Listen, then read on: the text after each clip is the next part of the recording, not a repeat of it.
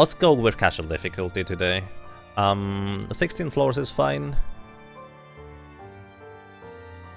And well, let's write the ROM, and then we start into this after loading into the thing.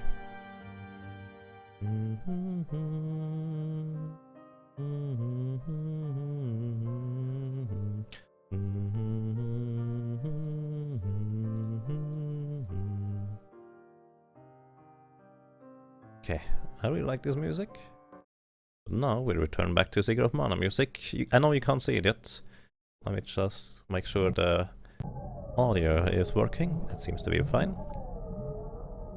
I didn't think about adding this to the scene beforehand, so I need to do this now.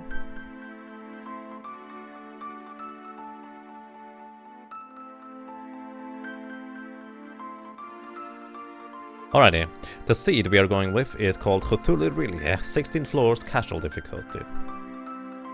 Everything is randomized. I also did put in the filter for language, because I prefer to have, let's say, generally family-friendly language around here. And I feel like we can just read a few quotes from those NPCs as well. Mitch Heidberg quotes, by the way, ladies and gentlemen, if you don't know those. They can be funny. I actually no clue who Mitch Heidberg is still, but let's get this going.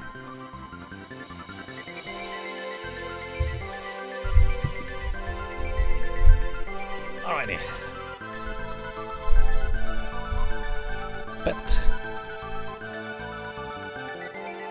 Alrighty, here we go. So the goal is to actually beat this thing. This is why I chose casual difficulty. I've never actually beaten Secret of Mana Ancient Cave yet. Because I've always chose the longest and highest difficulty. Let's see how this is going to go. So, for anyone who does not know, this is a Secret of Mana randomizer created by Moppleton.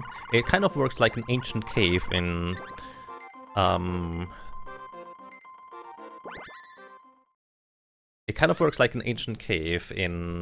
Lufia 2. Your character palettes, as in colors, are randomized. Your character weapons, what the weapons do, is randomized. You can get chest drops, Cthulhu.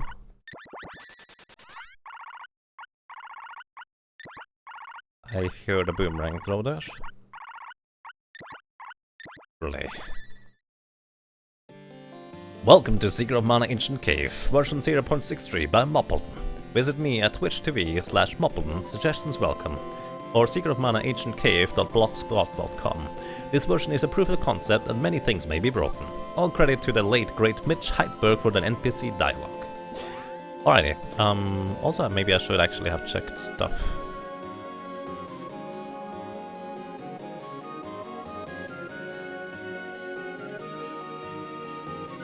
By the way, Ghost Eye, if you're around, did I add the thing for the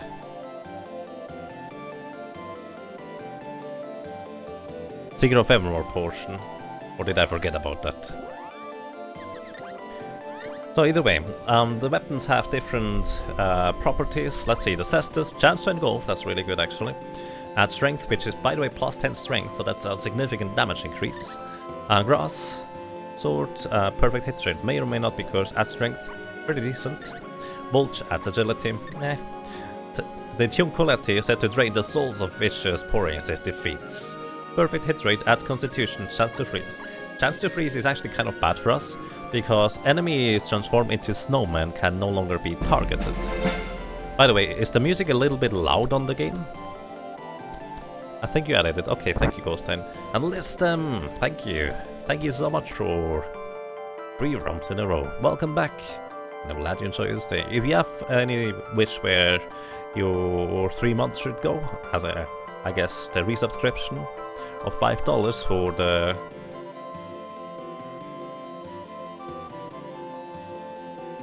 Bitwar, feel free to post that. Thank you so much, Listem. I really appreciate that. Volume is perfect. Alrighty, thank you.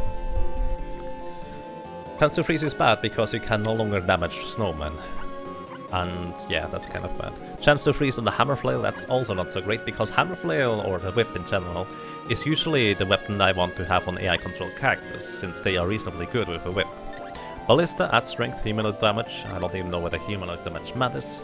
The Boomerang, Eclipse, Int Wisdom. Int Wisdom is, by the way, not too bad for the sprite to deal more damage.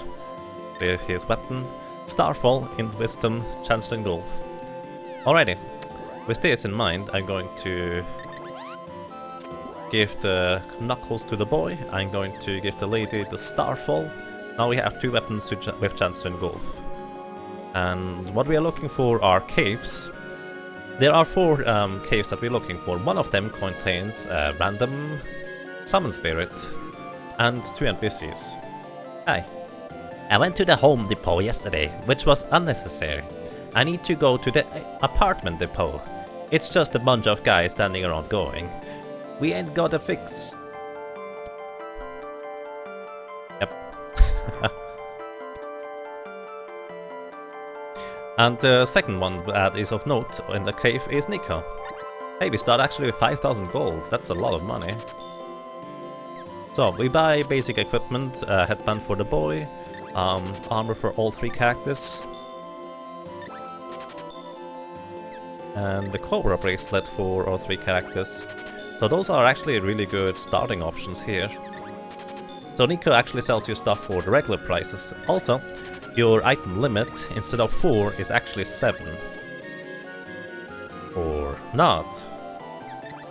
1, 2, 3, 4. Okay, it's actually only 4 in casual. I did not know that in very hard the item limit is 7. Don't forget the mid-war with subs. That's true. Did Listem answer? Thank you, Bonsai Beer. By the way, if you see anything that I don't see or just don't respond to for a while, feel free to just tell me, hey, there's something that you should really take note of. Because I really don't want to miss anyone. But I'm just kind of bound to anyways, unfortunately. So, I'm going to throw those away. Then I need to equip the sprite's headgear. And also armlet, and then the ladies. Oh, we have Salamander by this. Salamander also magic cost is different compared to the normal game. So here, for example, what? Oh wow, they have basically no HP. That is kind of odd. I'm not used to this. I usually just kind of damage them very slowly. They have no HP at all. So power risk gives me +5 strength, so I deal more damage. Hi. Everything dies in one hit, that's so weird. I've never played casual before. Maybe I should have made it very hard after all. I just tried to get as far as possible.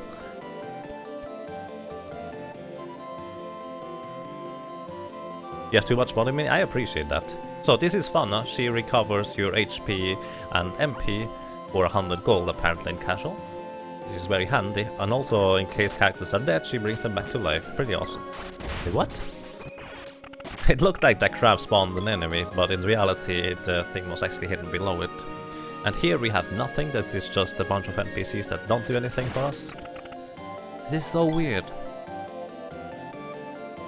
This is Watts. He upgrades your weapons, and this is the last cave of note. The others are not going to be any of interest.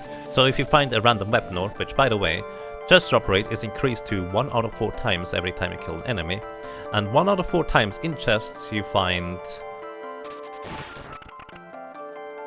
a... what's the word? Orb. Well, a weapon orb, yeah. What? Rabbite cap. Speedrun, no. You haven't and you can't really care. Just put... just put 1.25 to everything. I can do that.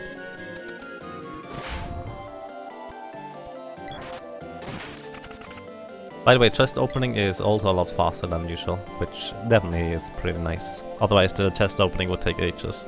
1.25 to everything, we can do that.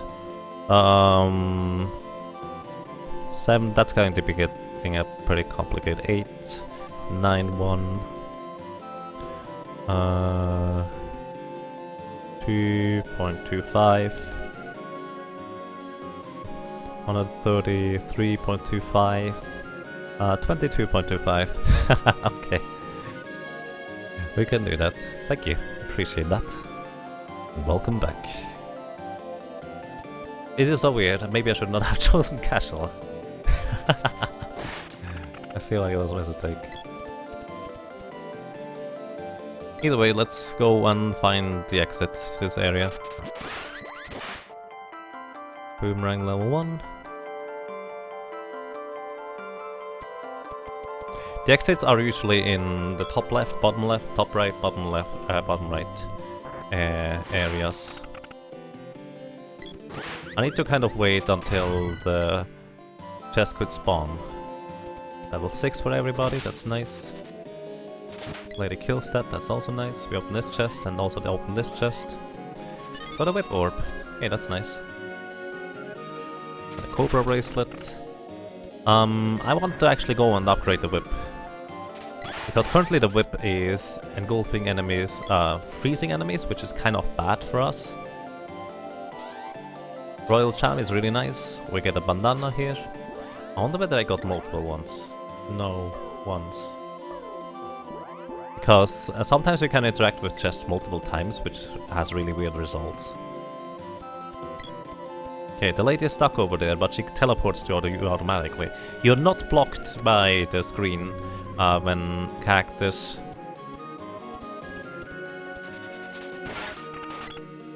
basically fall off screen or fall behind, which is really, really nice. What happens if you upgrade a weapon more than 8 times? Will it soft lock, and is there a limit to getting orbs, by the way? Yes, there is a limit to getting orbs. You can only get orbs up to level 9 weapons. And after that, it would have soft lock if the boss would have dropped you a specific orb like that. However, I actually asked Moppleton on whether that would be the case, and he told me, oh, I did not know that would happen, and fixed it in the end. Alrighty, we have now a Morningstar weapon. Let's see what the Morningstar does for us.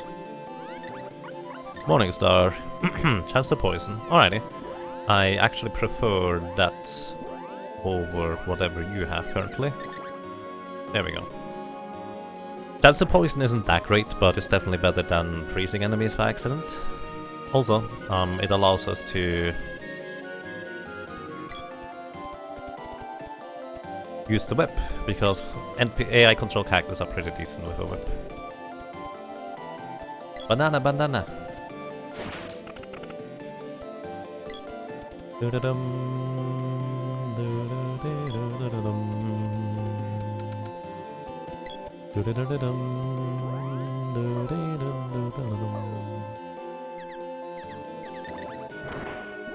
Alrighty, here we go. Let's punch the boss. Oh, shoot. We don't punch bosses. I forgot to... Uh-oh.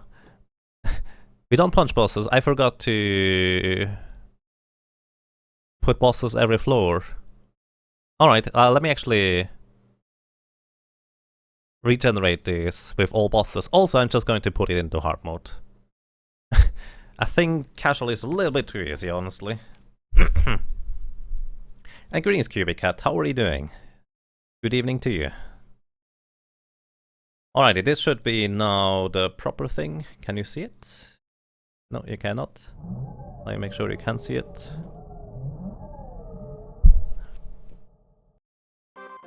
Alrighty, new game, and we go with the same. It's basically the same seat, just with harder settings and bosses every floor. I don't know whether this has the same layout or anything like that, but we'll see. Cthulhu. No, it's not the same. That's interesting. Ulu. R-E-R-E-L-Y.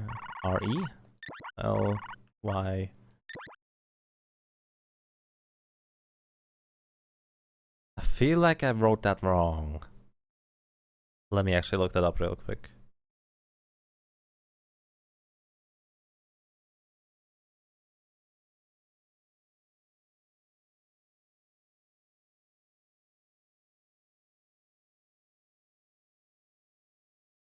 I wrote that wrong, didn't I?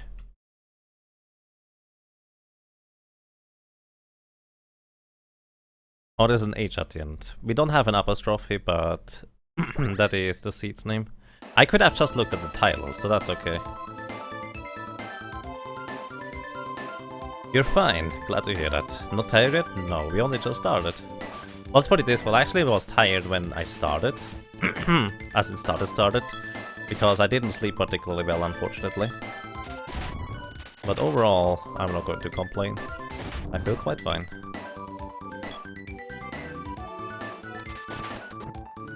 So, alrighty, actually let me check the weapons again, since those are not going to be the same anymore. Kalkuri. Master Monk's weapon. Add strength, chance to freeze. No. Ooh, it took 7 hours of Stonehenge grinding to find. Sword of Kings. Add speed damage, add strength and chance to stone. Chance to stone is amazing, we want that. Add speed damage, adds constitution. Mecha halberd, adds strength, adds dragon damage. Whip. Dragon Whisker. I'm not even sure what they have. They have whiskers. Well, some do, apparently. Garuda Buster. If you manage to find a Garuda, it won't be happy. Add strength, chance to freeze. No, chance to freeze.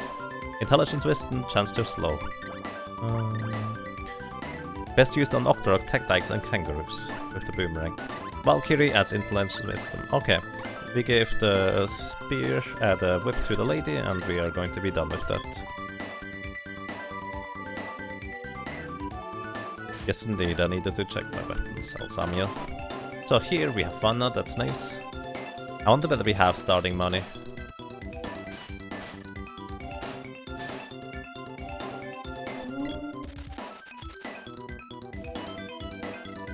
Any idea how long this will take overall? No. Maybe an hour, maybe 2. So this is a bit harder difficulty than before, but still not what I usually play on. So this should make it a little bit more reasonable. So the lady just leveled up before she got damaged by the thing. Now she leveled up again. Chain Vest. Fine, we equip the Chain Vest right away. More defense. Mana Fortress Interior now indeed. Hey Atheist. Welcome back. Welcome back? I think you have never left. You've been here since a long while. I might be slightly confused.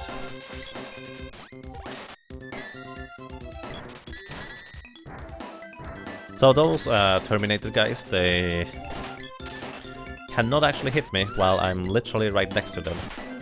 It's impossible for them to hit me. So that's a bit silly, but hey, it's kind of convenient too. Kill this thing. We move over here. So those heck hounds can only be hit while they are in their heavy recovery animation, which means I need to deal 25% or more of their maximum health.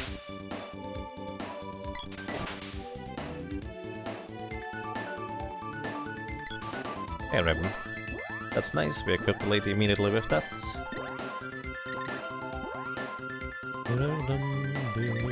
Also heal up the sprite for now. Feel like that's a good idea.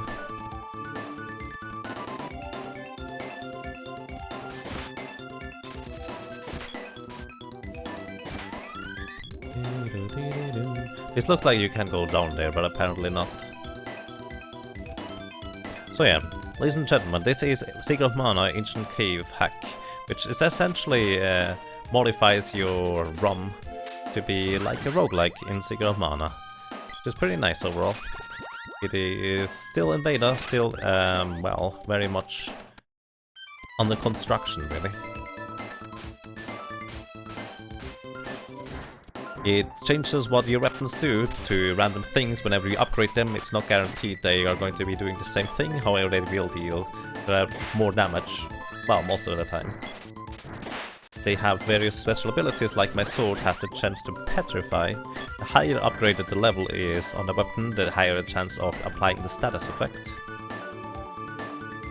And generally, you also have the setting to have a boss every floor, which I did activate, so we will have a boss every floor. Okay, we get basic equipment for everybody. This is nice.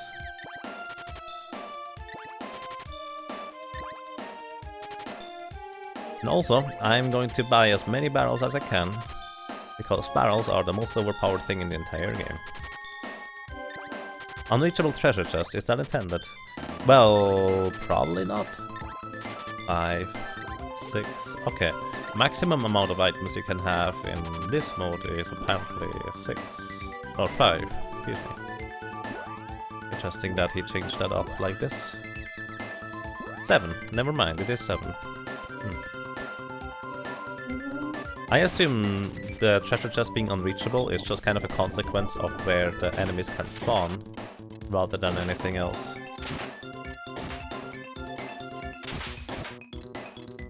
So the lady just completely obliterated those doggies.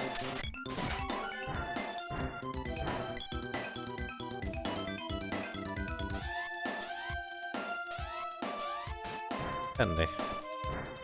I like candy. I would like to have more candy. Candy heals you for 100 HP. Flat 100. Royal Jam heals you up to full. Chocolate heals you for a flat 250 HP.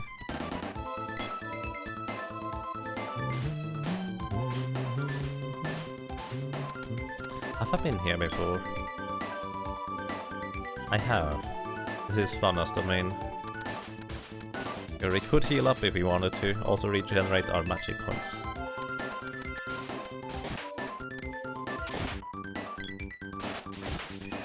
Dealing with the swords is actually kind of ugly, as it is dealing with those fiend heads. They don't have much defense, but they cannot get re-hits while they are essentially stunned on the floor. So you need to just kind of back off and then go at them again. Okay, everything is poisoned. That's pretty bad for us.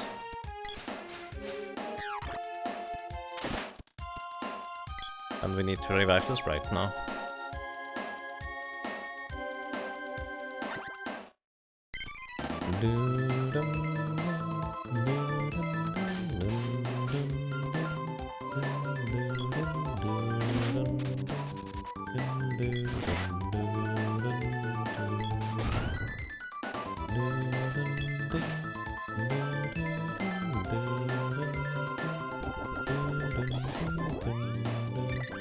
The Blaze Wall only does damage if I don't remove the effect of it, the Engulf and Flames effect, immediately after it is applied.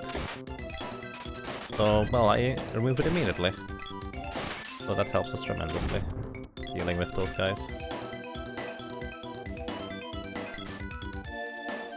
So I have no idea what was in that chest. Let's see whether we have a new equipment. We actually do on the boy, which I forgot to equip. In fact, I forgot to equip everything. Oopsie. Apparently we also have a few chain vests.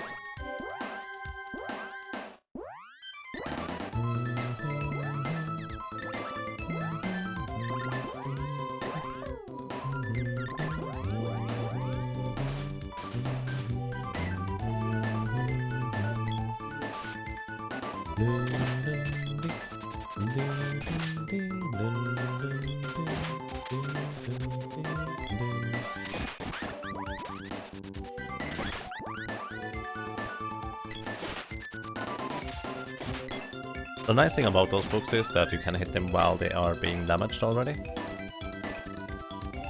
So they are relatively easy to deal with as long as you hit them before they start making a mess with more enemies.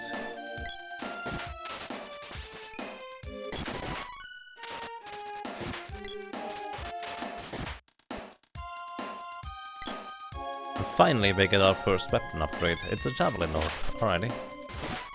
As I said, it's a 1 in 4 chance to get a weapon orb from every chest we gain. Essentially, every enemy has a 1 in 16 chance to give us a weapon orb, because 1 in 4 chest drop, 1 in 4 is a weapon orb. Did I miss where to go? How many floors are there? This one here only has 16. So basically we just kind of chose the middle of the road.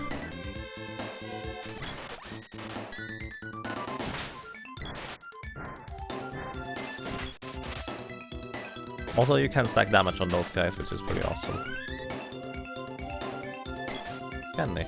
Candy is nice. Candy can prevent damage and heal up a little bit, especially early game, it's really handy.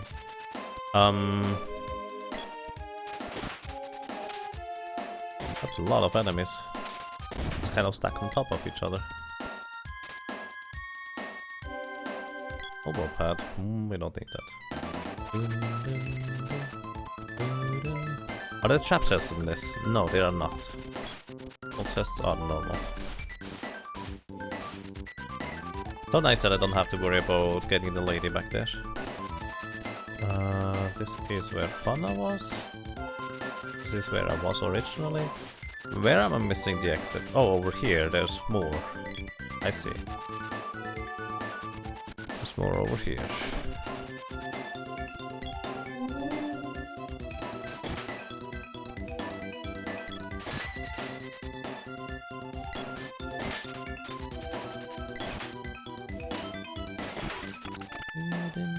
Oh, chest.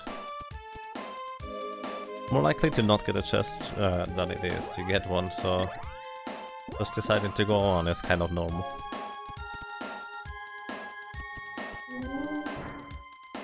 Can you hear me? I hope you can hear me.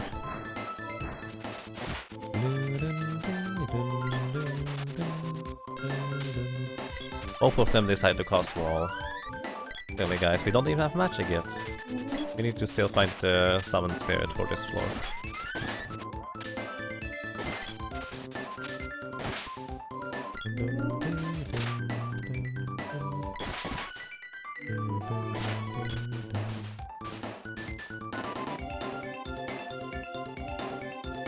Elbow pads.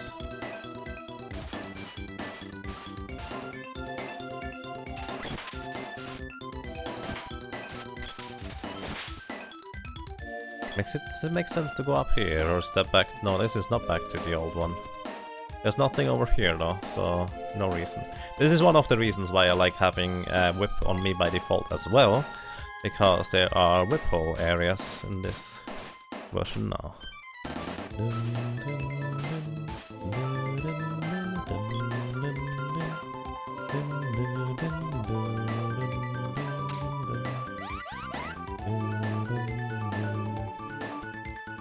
Okay, there's more stuff on the left. Let's check. No exit here, or entrance for that matter. I don't like dealing with those guys at all, because they cannot be hit during their hit stun. And as soon as they wake up, they usually just breathe on you and poison you, and are pretty ugly in general. Bandana. Chiquita bandana.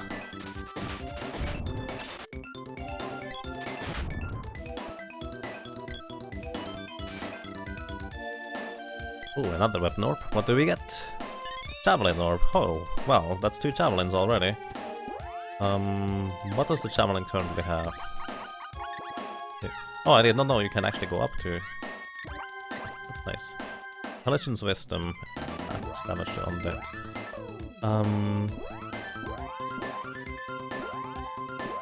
Well, might we as well use a javelin later, but we'll see when that's going to be. Are we back to the previous place? Or is that just similar looking? No, this is just similar looking.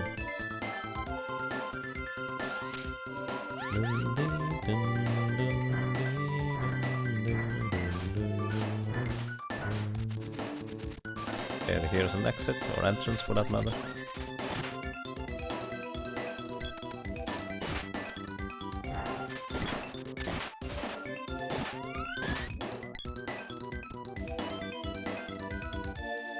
Couple of wishes. And elbow pads.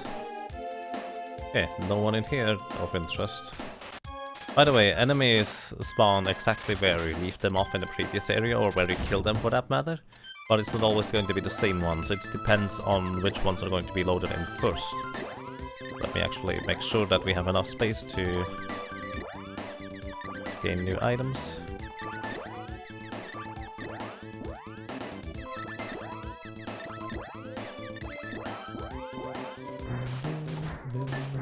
Ow.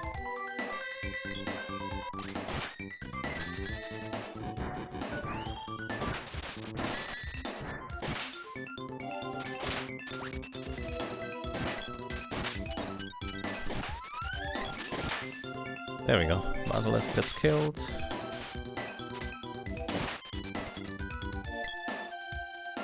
And another orb. A whip orb. I like whip orbs. That sounds like a good idea. So 2 ranged weapon orbs so far, which is pretty nice. Greetings, Ikari QB. How are you doing? Good evening. Good afternoon. Okay, 2 javelin orbs. And we now have a pole dart, which is technically the weakest javelin in the regular game, and a chain whip. Let's see what those do for us, or against us for that matter. Chain whip adds strength. That's decent, I like it. Adds constitution with the pole dart. Okay, I'm going to give the pole dart over to the sprite here. Instead he'll deal significantly more damage than the boomerang he currently uses. Oh, I'll check that in just a second. Let me make sure I have control over this group of enemies here. Alrighty, let's see, what do we have? Whoa, thank you! Moppleton donated $20. Thank you so much, sir. I really appreciate that. And the comment reads, watch out for the fire gigas. Well, thank you. I think it's not going to be quite as extreme as it was last time. But we'll see. I'll be careful. Thank you so much, Moppleton. So yeah, my last or latest run who got the furthest actually died to fire gigas on the highest difficulty, level 17 I believe. So that was a bit unfortunate. But I should have gotten it on the control if I reacted properly. Hey, Andini! I like Andini. Andini is really awesome. Gives me healing magic and basic attack element, which is useful against a lot of bosses.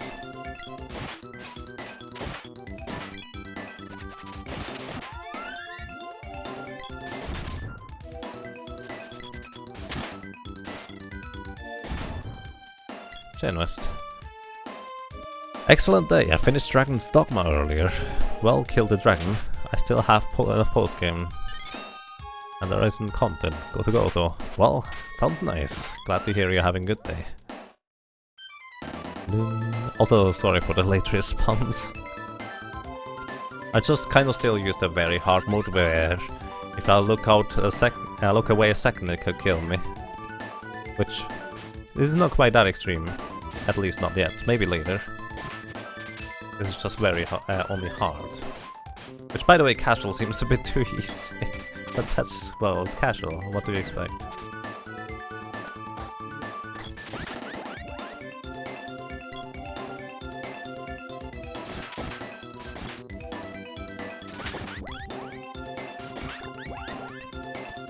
I don't even want to know whether there are chests over there, because I couldn't open them anyways. By the way, Moppo, are you aware that enemies spawn in unreachable places? That intended? Or is that just kind of... that's how it is for now? I'm not sure whether it's good or not. Rump. Ah, welcome back, Leela.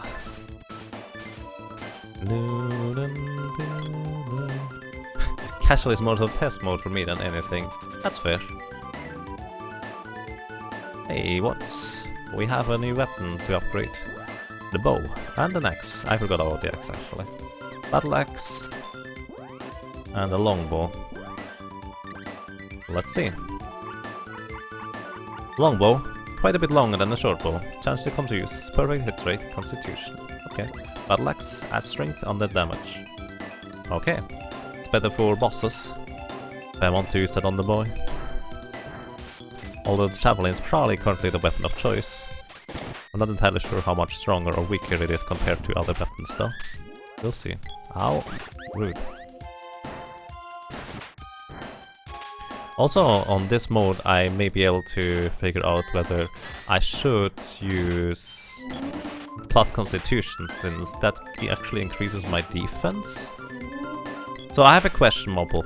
How does defense increasing or constitution works in terms of defensive stats? Yard Scrub Lord, welcome, me too.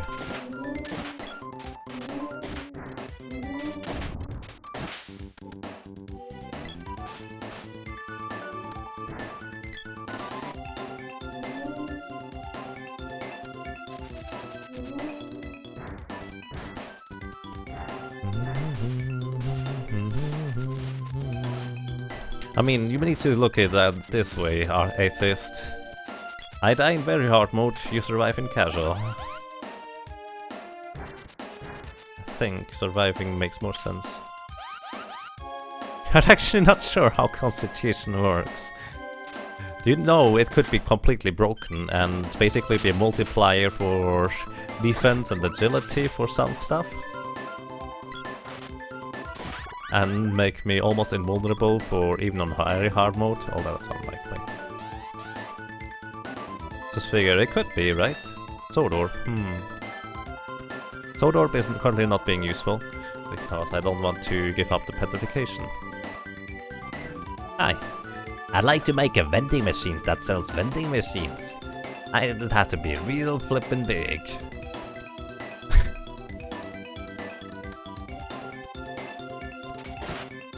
A vending machine that sells vending machines.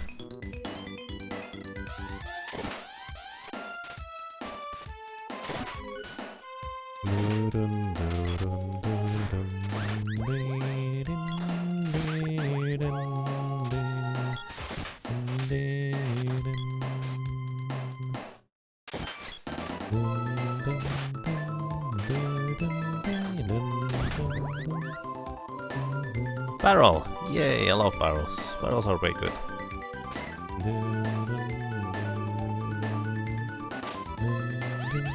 Somewhere there is a formula, I'm sure, but I don't have it handy. Fair enough.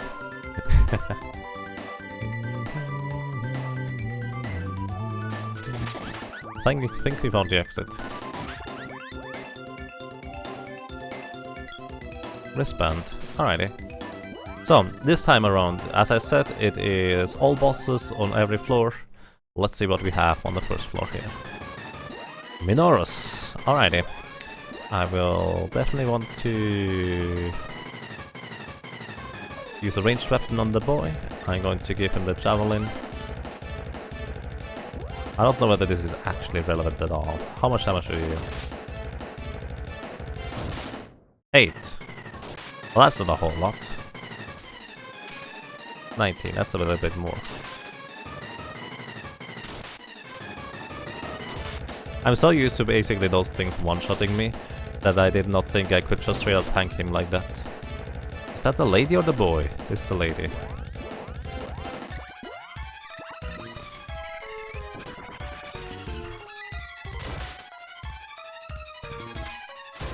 So he's at half HP.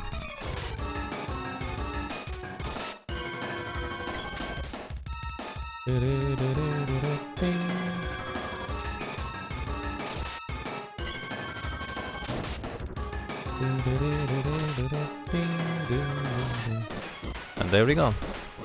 Very simple. By the way, this guy can softlock you if he slams you out of bounds for the regular boundaries. And greetings, Shintatsu. Thank you very good luck. How are you doing, sir? It's just not moving, or is your mobile messed up? It is kind of slow. That's how it usually is. Alrighty, let's find some huts to go into. I'm not going to mess with turtles. They are way too greedy. Greedy? Greedy? I don't think it's the word that I'm looking for. Scary. Hey, Nico. Nico sells the same stuff still.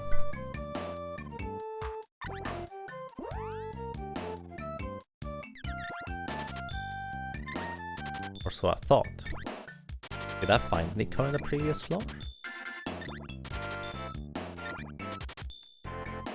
I think I found him, but I'm actually not sure anymore.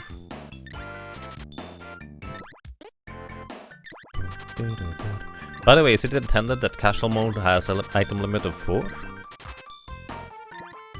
Is this still the intermission spread? Greetings, Bruno. Yes, it is. This is the Secret of Mana Ancient Cave section that we just recently managed to start. The Cthulhu reading is part 1 at least over.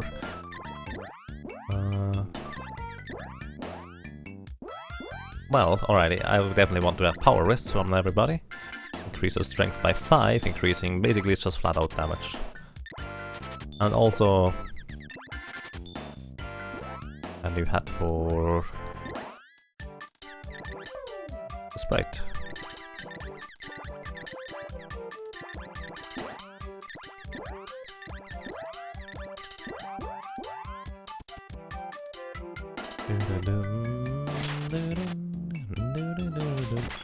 Life is good. Sweet, glad to hear that. Disc golf this season. A little rusty, but not bad. Sounds good. Hi. We did get a weapon ore from the boss, and that turns out to be Death Reach. Death what? Death Reach. Chance to stone. Hey, that's weird. Good. I'm actually going to... I think I'm going to use that on the sprite here. And also upgrade the sword. In this case. And we have a Thunder Fury. Blessed... whatever. Thingy. Thunder Fury adds damage, adds chances low. Alrighty, that's fine. Greetings, White Knight, how are you doing? Oh, I'm sorry to hear that. That does not sound like fun, but going quite fine here, thank you. I'm not going to complain. Just casually trucking along. Ouch.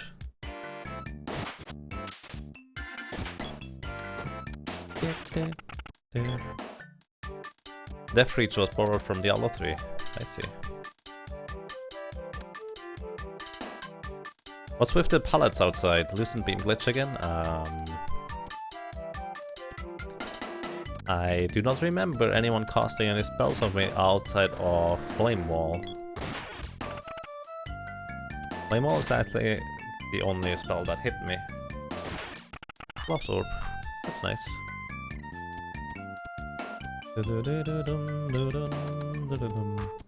I do not know what's up with those pallets currently. It's Nico again? Alrighty. I would like to find the...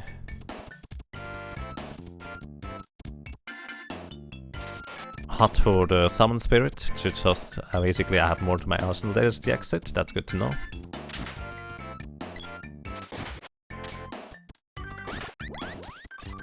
My allies just to kill stuff along the way. This should be the same hut again, right? It is. Alrighty. Need to go a little bit to the right and then straight up, straight down again.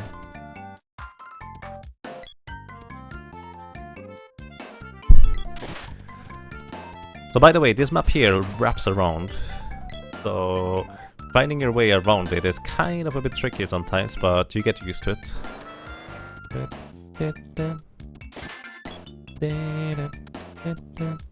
I think I've been here. Oh, I have not. Hey Salamando, welcome. So that's all I wanted here. I don't care about fauna, so I think this is approximately down left from here. Okay, I was wrong. Maybe straight down here.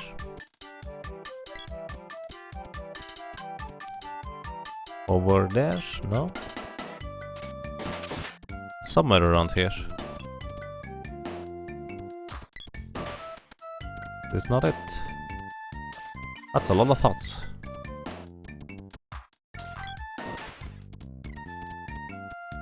I found it just recently. I thought it was not too far. I may have been mistaken.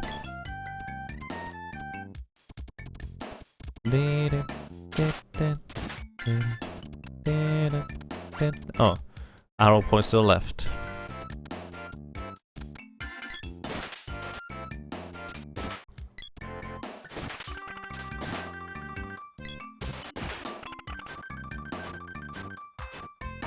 Could I please open that chest? Thank you. All Secret of Mana maps looped. Most of the vanilla ones just have walls around the edges you don't notice. Indeed.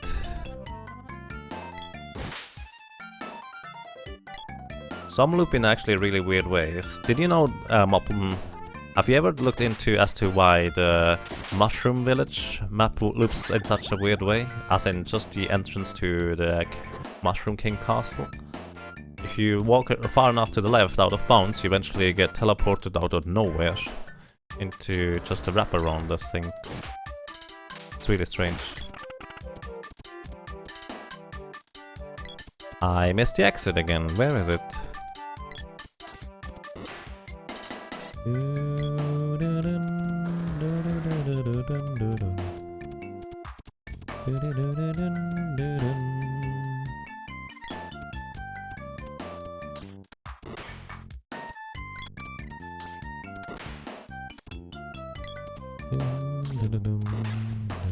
I found all the huts. I find all the huts now, but I don't find the exit anymore. That's so silly.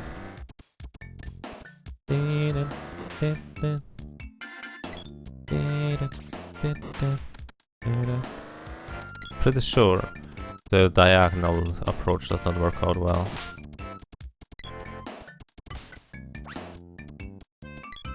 I have no idea where I'm at.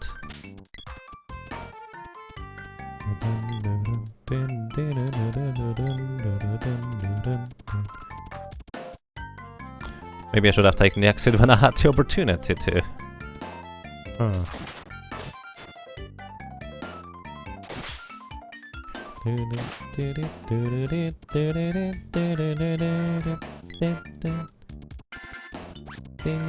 Straight down, it says. There we go. Wow, that took me way too long to find this. Alrighty, which monster do we have now? And this looks like Mantis Ant. I actually have no idea whether he's weak against anything. I imagine he might be weak against fire. Let's try that out.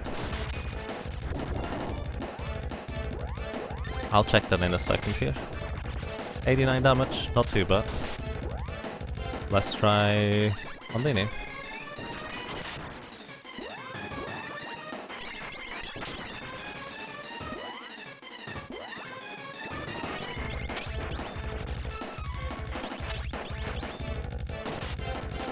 That's 70 damage, not too bad either. He also doesn't do a whole lot of damage, so I don't need to be afraid of whatever he throws at me.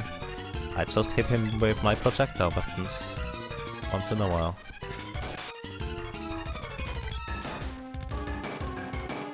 Interestingly enough, the javelin seems to go straight through his defensive hitbox and just straight up hit him. So that's nice. Rump.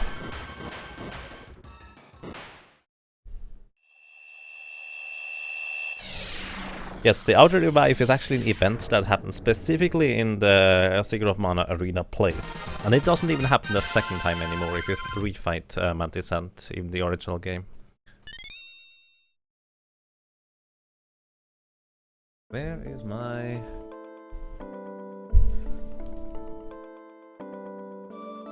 I keep forgetting where I put my stuff to drink. Ladies and gentlemen, please stay hydrated.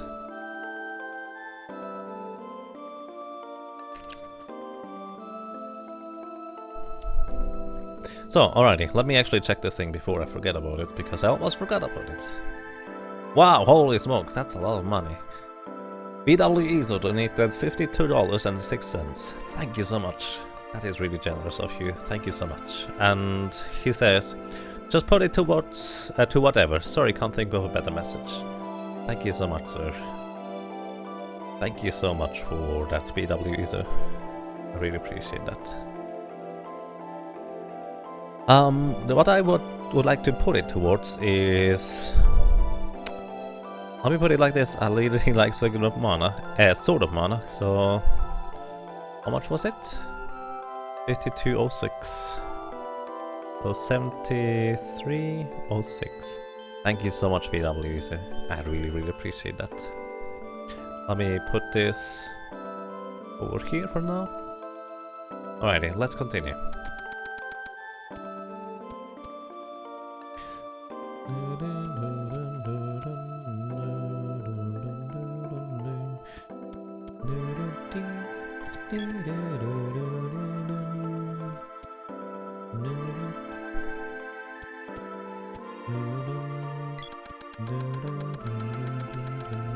Hi Nico, what do you have for sale? Barrels. Beyond barrels.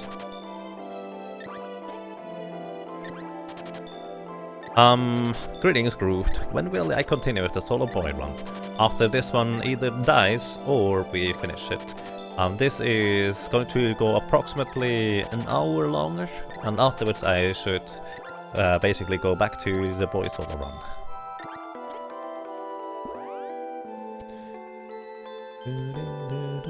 I probably don't need to be nearly as careful as I am currently, by the way. I'm just kind of scarred by very hard mode.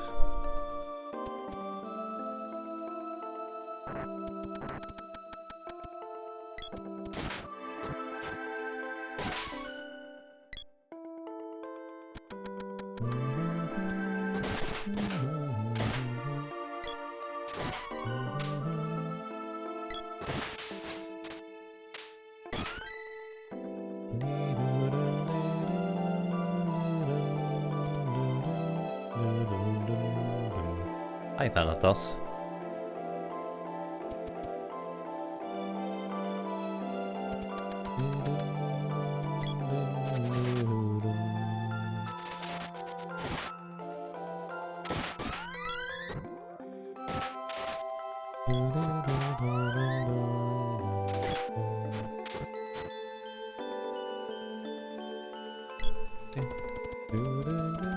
I have a slight suspicion that this is somewhere where we need to go.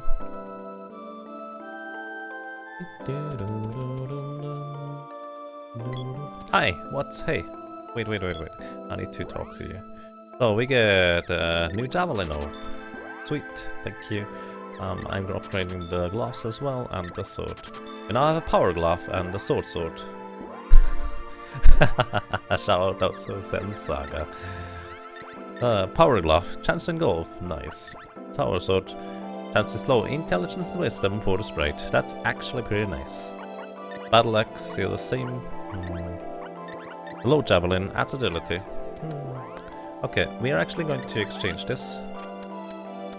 I'll put the boy on the glove.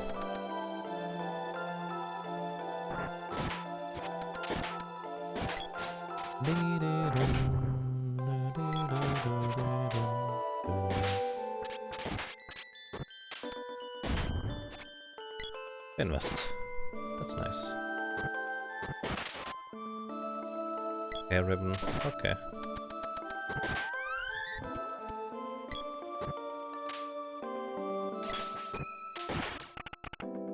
Still run through those arches. Very well, not 1 foot, that's okay. Alrighty, let's go for the boss. What do we have on floor 3? Hi. This could be actually a bit of a challenge here.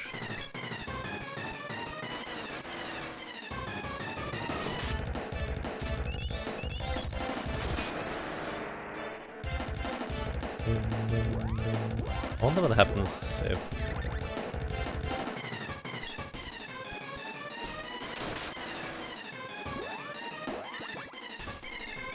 Fire Bouquet, level 0.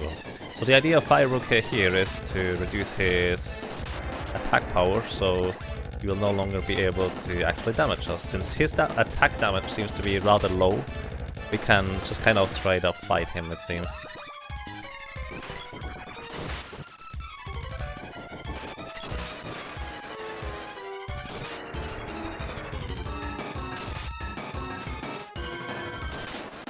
And there we go, that was a pretty easy fight. Because it's only hard, not very hard.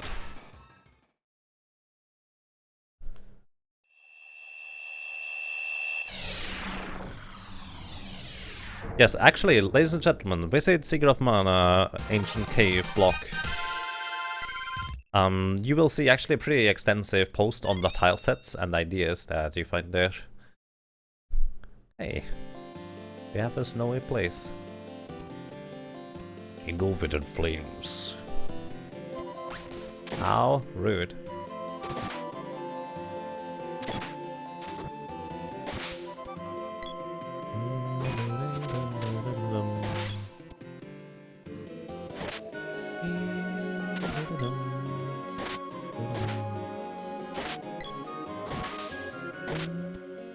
Wait, petrified? I didn't realize my gloves petrify now. I thought I upgraded them away from petrification. That's okay. I am absolutely happy. Oh nice, Luna. Luna now increases our damage output for critical hits. We are also on floor 4, which means we can actually level up our spells all the way to level 2. So I should be doing this within short order.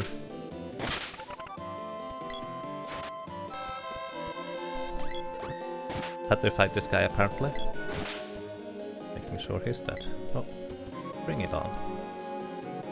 And they won't fit, that's unfortunate.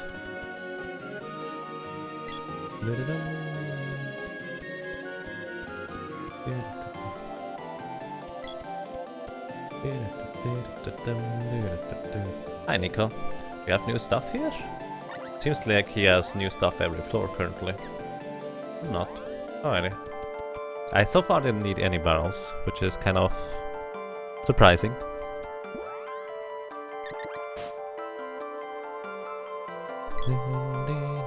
Alrighty, I'm going to level up now Luna real quick. Also, apparently this costs 400 in hard. That's okay. 3 spell casts, it goes to level 1. 4 more spell casts. 1, 2, 3, 4. Goes to level 2. And the lady automatically also has 2 critical hits added to her ability.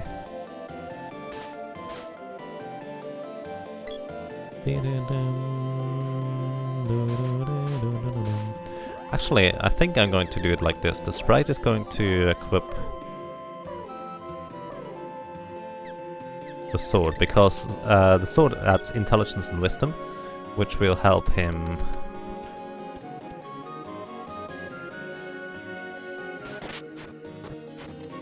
deal more magic damage.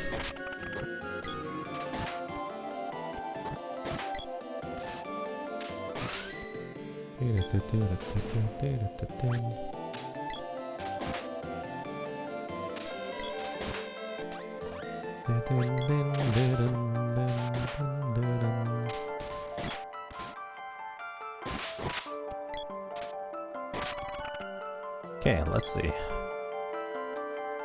Couple of wishes. Hey, that's nice. Actually, I didn't even realize we don't have a couple of wishes yet. Apparently my glove was before still the previous version of the glove, which is kind of less than ideal. So the upgrade box still exists. Headgear for the boy, that's a bit more defense for him. Fair bit more defense actually, so I actually bothered to equip it right away. Delete all those things that we don't need.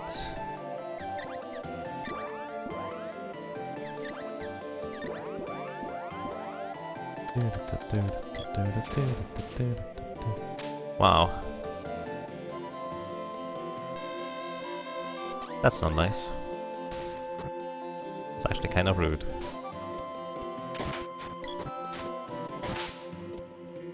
It's whacked.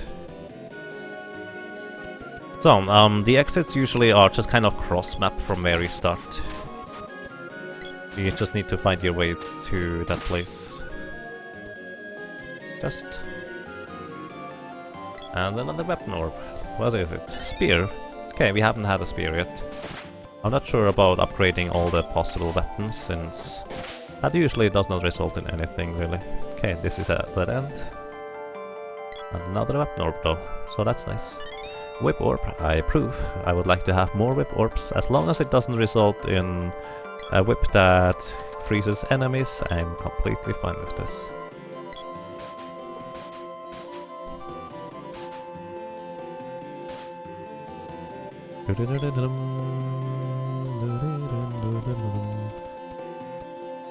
Okay, there's another cave here. I don't think I've been in here yet. Well, there's nothing in here anyways, but whatever.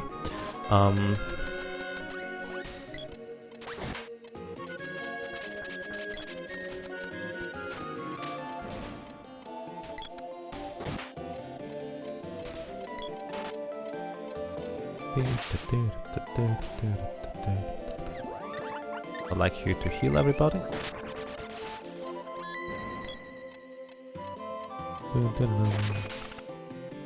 There we go. Oh, just. There's a whip that increases enemies? I don't think so.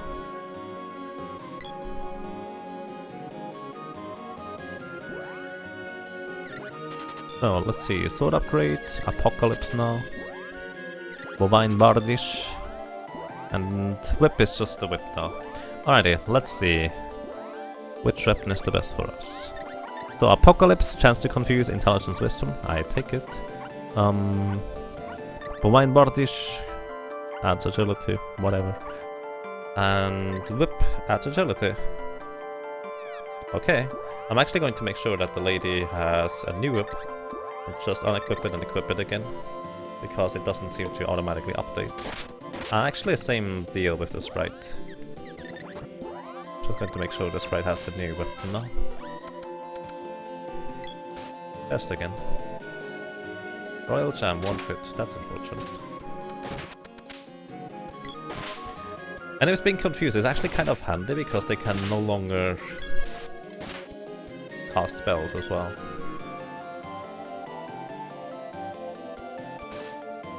But done. Alrighty. Let's go. What do we have here? Hohen Gardish from Diablo. Yep, that sounds about right. Okay, this guy. Let's damage him a little bit. And then we start chaining spells. Like right about now, trying to make sure he dies straight up.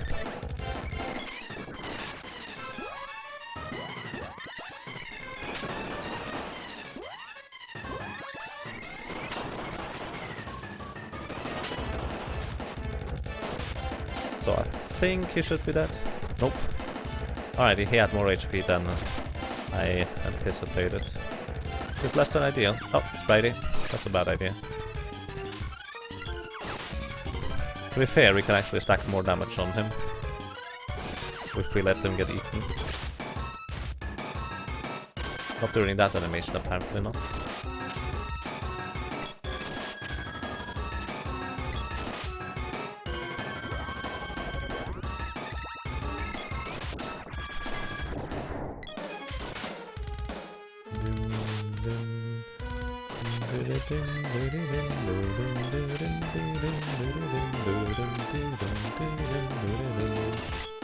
I think he's dead. There he is. Alrighty, we actually damaged him through his little defense, and that was a pretty easy boss fight. I didn't even pay attention what kind of orb we got. That's okay.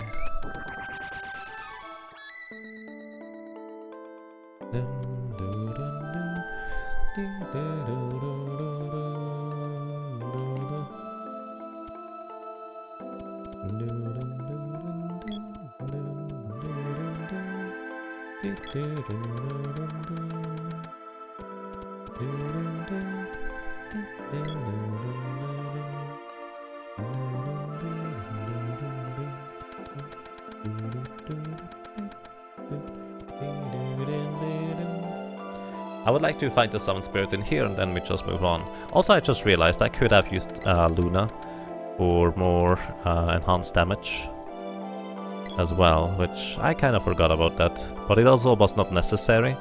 Plus, I did not even bother replenishing the sprite's magic at all, because, well, we got through that with no trouble anyways.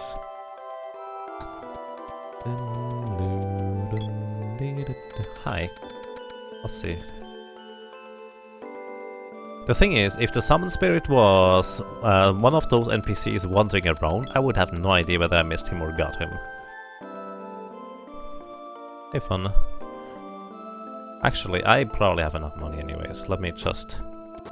Lady, please. Heal up. And there we go.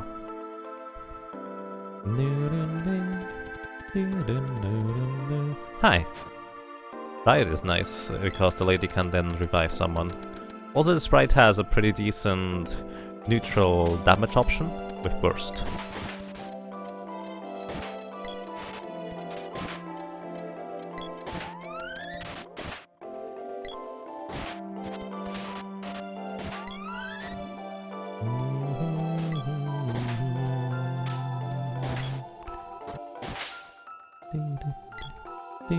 Oh, that just despawned.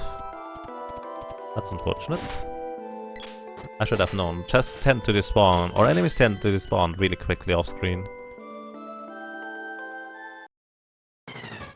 Let's see. Okay, here we definitely want to rely on the sprite's power for spells. Let's try to kill this guy. Not spells seems like a questionable endeavor.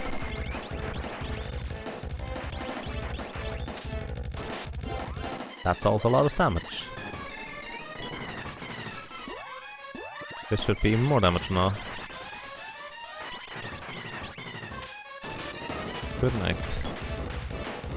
I'm pretty sure that whip attack even connected too, so that helps.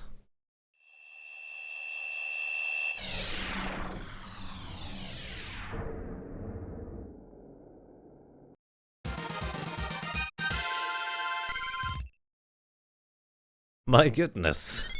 Spells are pretty powerful. Spells slightly OP. Very slightly. Alrighty, right hand side we go. So yeah, spells are pretty strong. Maybe a bit too strong, but nonetheless pretty strong.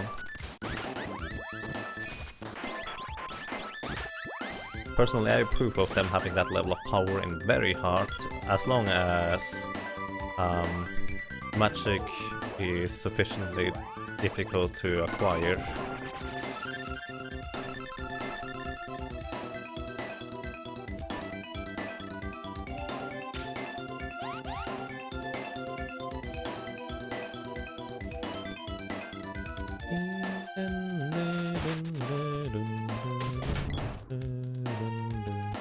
I think the boy should level up soon. I actually picked 16 here. There are only 16 floors. And I'm not going to explore them thoroughly like I usually do. I'm just going to fly through because enemies are easy enough to defeat. Hey Stinger, how are you doing, sir?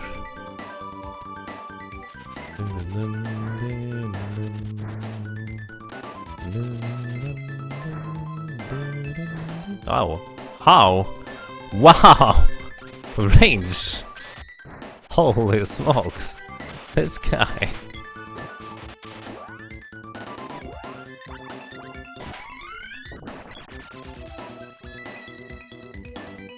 That range though!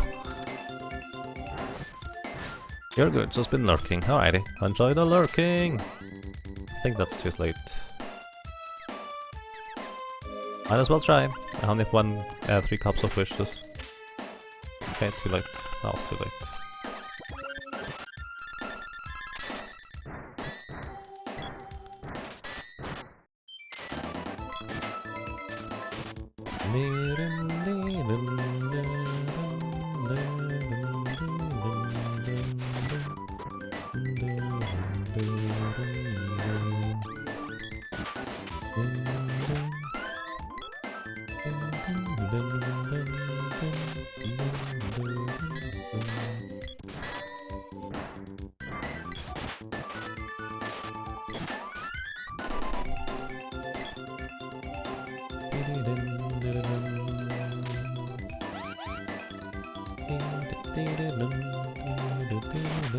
To the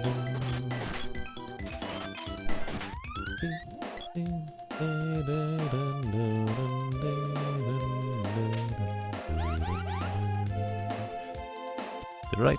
We can actually go to the right. Let's see. Let's go in here.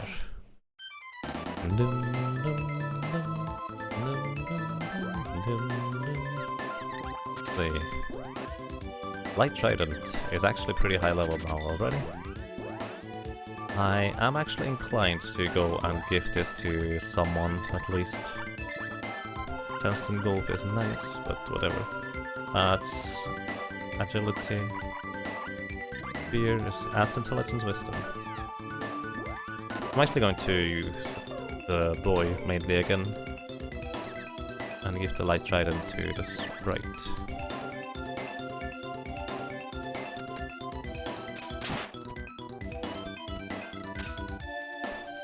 When did I get upset recently? Did I get upset recently?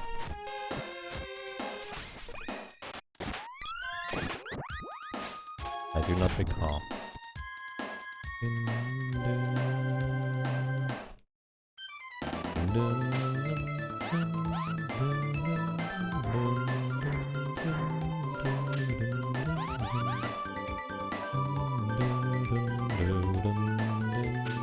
To be fair, you can't probably use save states. Ah, gotcha. Trying to hit wolves with cloth type weapons before they hit you can be a bit tricky.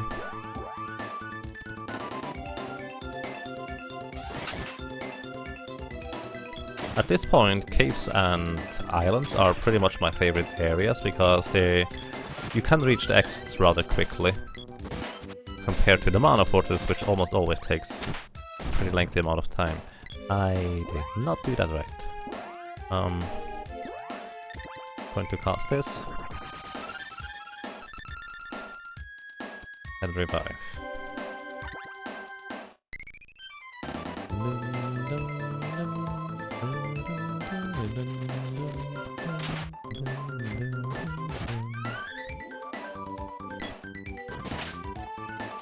Is that? Wow. Ninja, please! Holy smokes.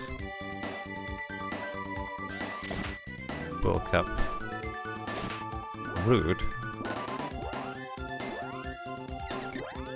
World Cup for the lady.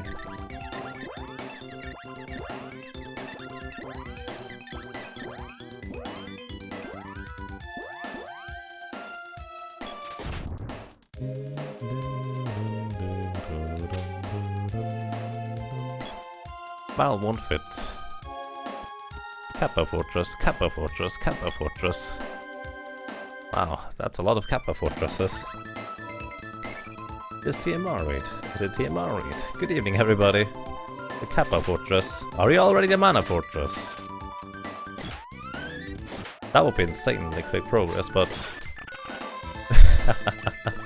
Good evening, everybody. How are you doing? And welcome to our little marathon stream, where this is a small intermission between solo character challenge run attempts, where I'm doing a bit of Seeker of Mana Ancient Cave.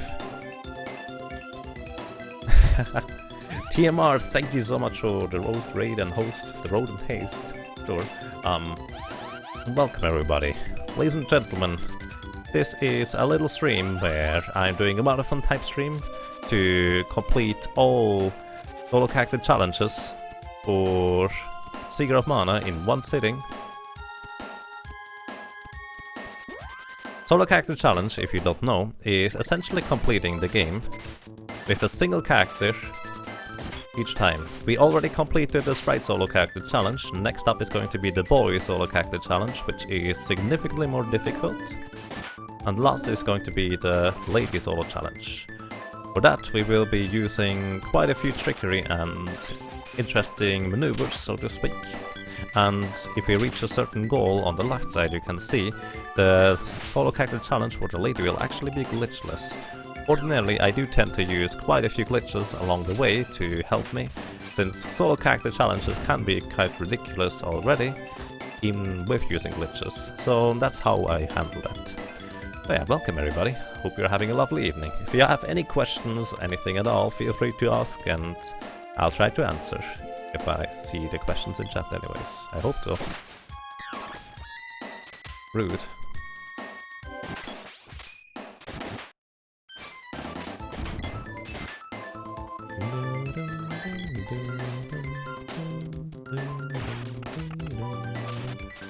So yeah, ladies and gentlemen, if you don't know who the Mexican runner is, you are actually missing out.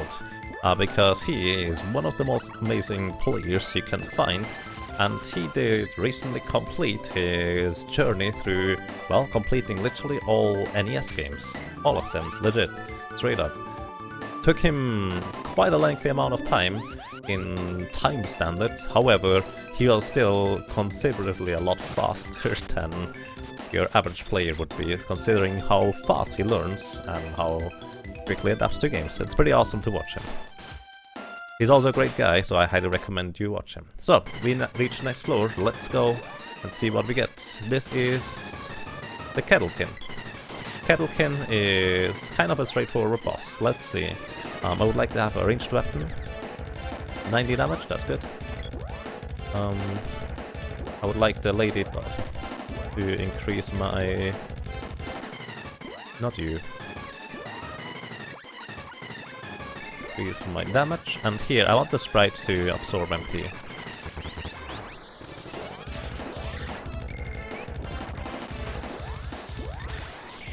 So the Kettlekin here actually can create a Lucid Barrier, which is HP or a physical barrier where he can no longer be damaged.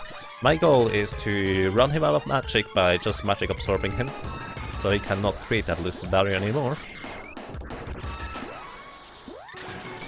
And this should be reasonably quick here. Okay, the Sprite only acquired 3 MP, which means The Kettlekin is now fresh out of magic, he will no longer be able to use those things. Then we just go and increase our damage by using Lunar Boost and also Lunar Energy, which Lunar Energy guarantees critical strikes. At level 2 it guarantees 3 critical strikes in succession. At level... and Lunar Boost increases our damage output. Here we go. Yaga knows the game better than anyone else. Actually, there are people that know the game better than me. For example, Muppleton or Crow. And probably also HHS from the Test Videos forums. Alrighty, we are in another cave section. Caves are pretty quick entrance to find, so I'm actually going to see whether we find that basically right away. Although I will likely check for caves for additional summon spirits to add to our arsenal, so we can all deal more magic damage. Let's see. Now, ordinarily there are a few caves up here on the top floor or the top section. Not always, but most of the time.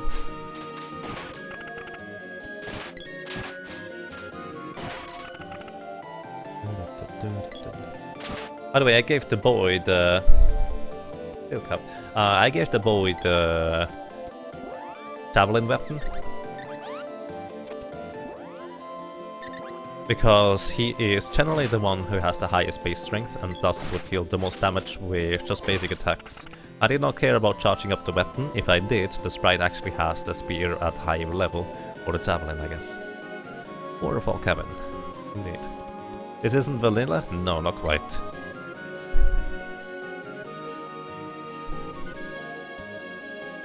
We have 500 HP and we have only 185.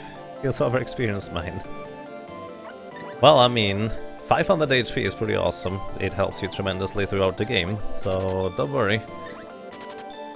So, a quick question, TMR, did you actually beat the game already? Because that is pretty impressive if you did. Also kind of crazy. Also sorry for not reading chat more often.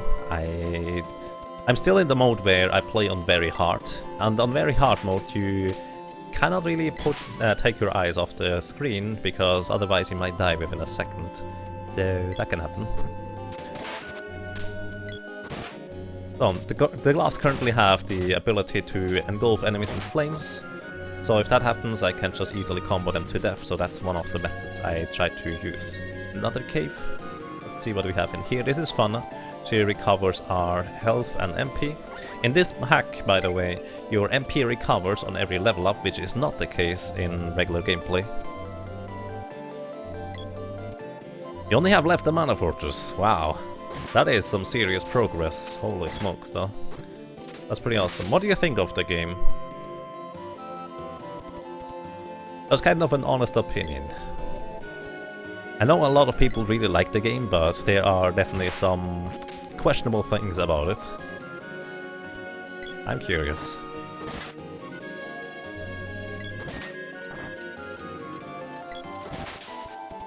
So I want those two guys to come up here. Engulf them in flames, kill those guys as well. By the way, chest drop chance is increased to 1 in 4. 1 in 4 times I can have a random weapon orb in it. So I need the axe to wick this away. And there we go, next boss. You think this game is really cool? Nice, that's pretty awesome. Alrighty, I'm just going to make use of barrels. So, alrighty. Here we have Minoros. Minoros is a reasonably easy boss to deal with, as long as you know what you're doing. Barrels in this game are broken. So essentially, barrels completely protect you from every single physical type of damage attack. And Minoros, as long as you stay in melee range of him, he will only ever use physical attacks. So this allows me to completely tank him like this without doing anything else. And my AI control cactus can actually attack him despite the barrel being there. If I try to attack while the barrel is active, the barrel will disappear as soon as I press the B button. Also, Minoros in his second form, after 50% HP is lost, he will go over and start charging across the room. So I just need to make sure that the sprite is still kind of right next to him, and my allies are not in the line of sight of the enemy here. There we go.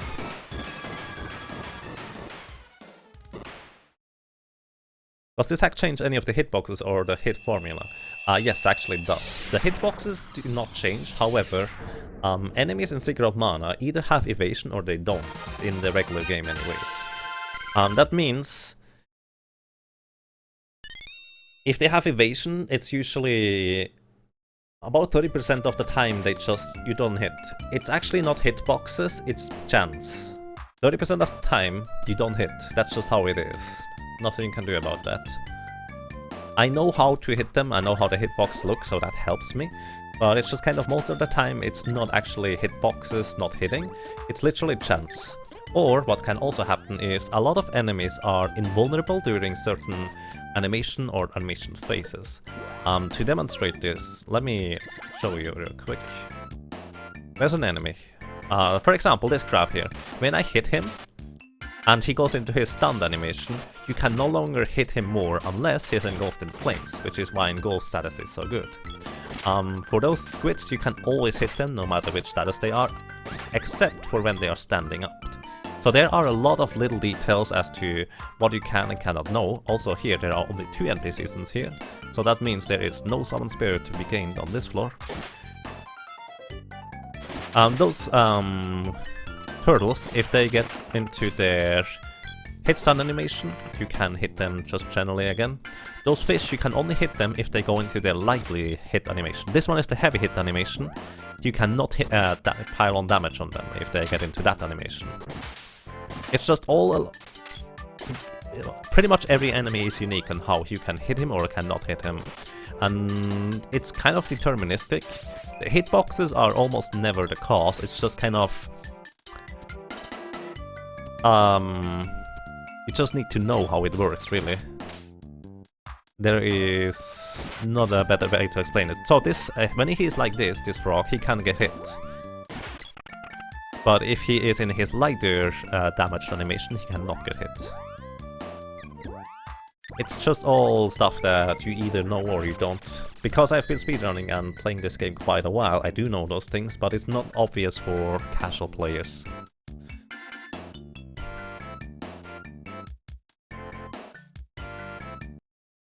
And yes, the wall is by the way the first boss who has evasion, which, because you are low level at that point, it's approximately a 40% chance for him to evade your attack straight up. And there's nothing you can do about it. At least if you're using physical attacks. So, alrighty. I use Lunar Boost here, increases my base damage, but also decreases my evasion, which means the boss will always land a high damage roll. And here I increase my critical hit chance by 100% literally, by using Lunar Energy on my character. Also apparently the Kilroy is stuck over there. Lunar Boost. Also apparently I can level up my magic to level 3 now.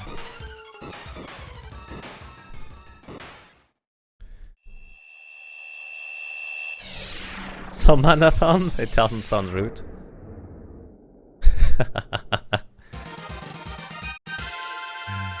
I like that. Solid challenge, some manathon. I like it. Oh, hang on. 7 more floors, let's rush through it. Or try to anyways. Enemies get significantly stronger each floor in this ROM hack. Basically it's a roguelike at this point.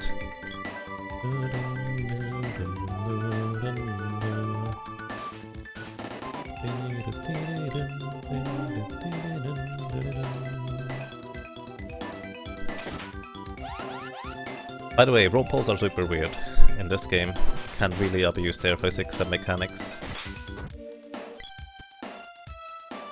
Oh, chest, thank you. Barrel, 1 fit. We have enough barrels, I guess. Okay. Passage. Door over there, we go up here.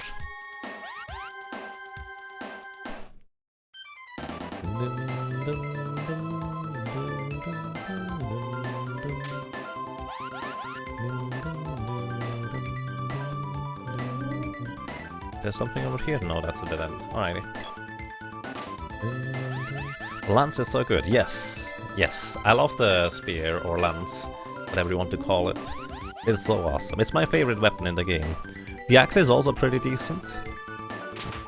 I definitely prefer most other things. Also the whip is really good.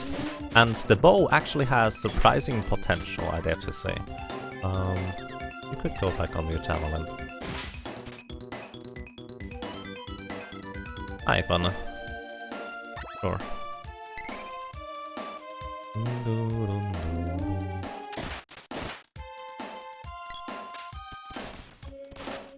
Ow. Rude. Let me ask Funna for heal again. So I would like to find Lumina. Lumina would allow me to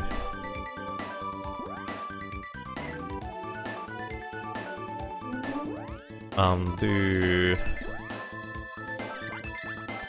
kill enemies reasonably quickly by just not taking damage through Lucid Barrier. Lucid Barrier is amazing, by the way, in this game.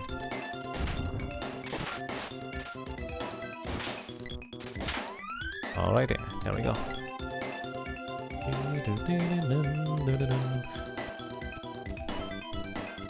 By the way, in Secret of Mana, the Mana sword mechanics are kind of strange. Might be a bit weird if you find it, but I don't want to spoil it necessarily.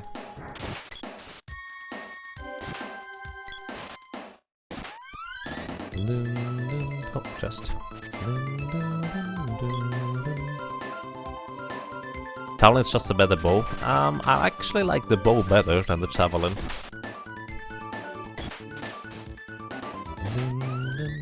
At least for general boss fights that I use it. Oh, there's nothing up here.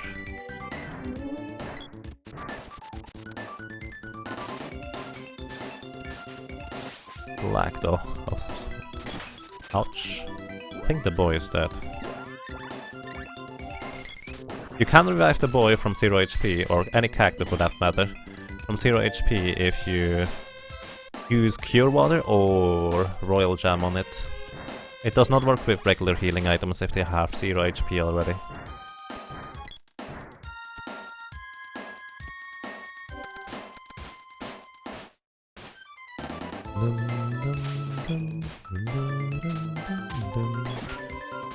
Also those guys, they cannot get hit if they are in their light hit animation, but they can get hit if they are in their hard hit animation. Those walls over there, I cannot hit him properly because the rope wall is in the way. Check to the left, nothing left, let's go down. Those masks can only get hit in, well, they actually cannot get hit in any stun animation at all. Also they get stunned for longer the more damage you deal in one hit. Okay, we found the exit, let's go. So, alrighty, this is another one of those cases where the sprite's magic is going to carry us to victory. Actually should not have attacked there with the spear yet. You can actually add damage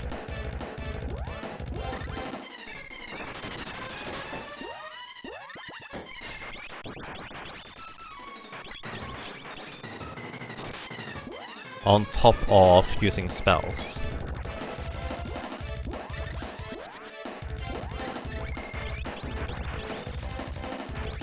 Like at the end of freeze attack, you can still add physical damage on top of the thing. However, only if the enemy is vulnerable in the first place. So because the big boss or the chicken thing was in his hit stun animation, I could not add damage on top of him already since he was hit by during his hit stun animation. with the initial damage. So me not hitting first would have resulted in more damage overall. Interestingly enough.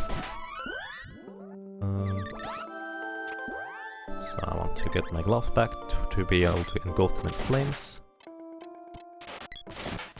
Ouch. Our adventure might be quickly over if I keep doing this kind of thing.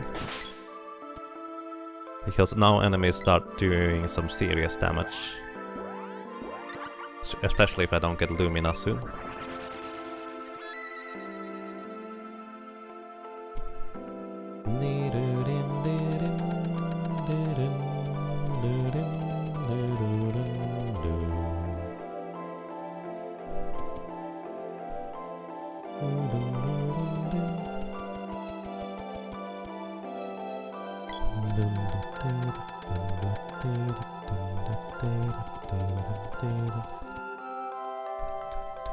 Hey, let's upgrade our weapons.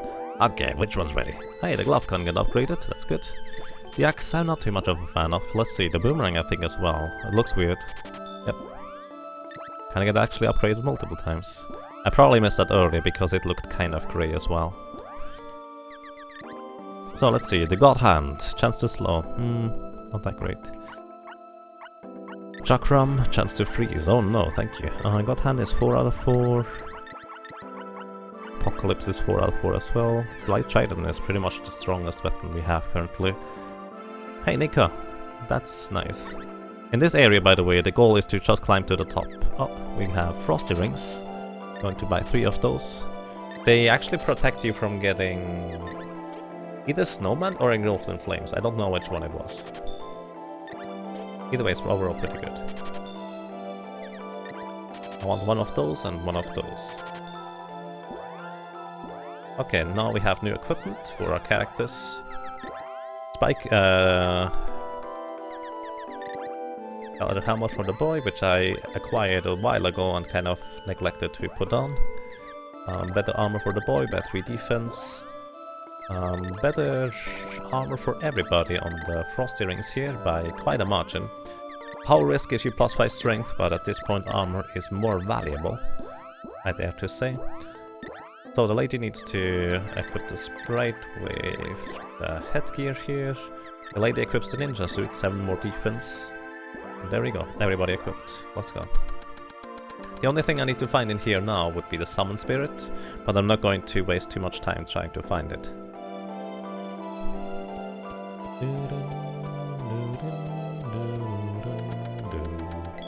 The safest way to travel is inside those areas and just always take the stairs up.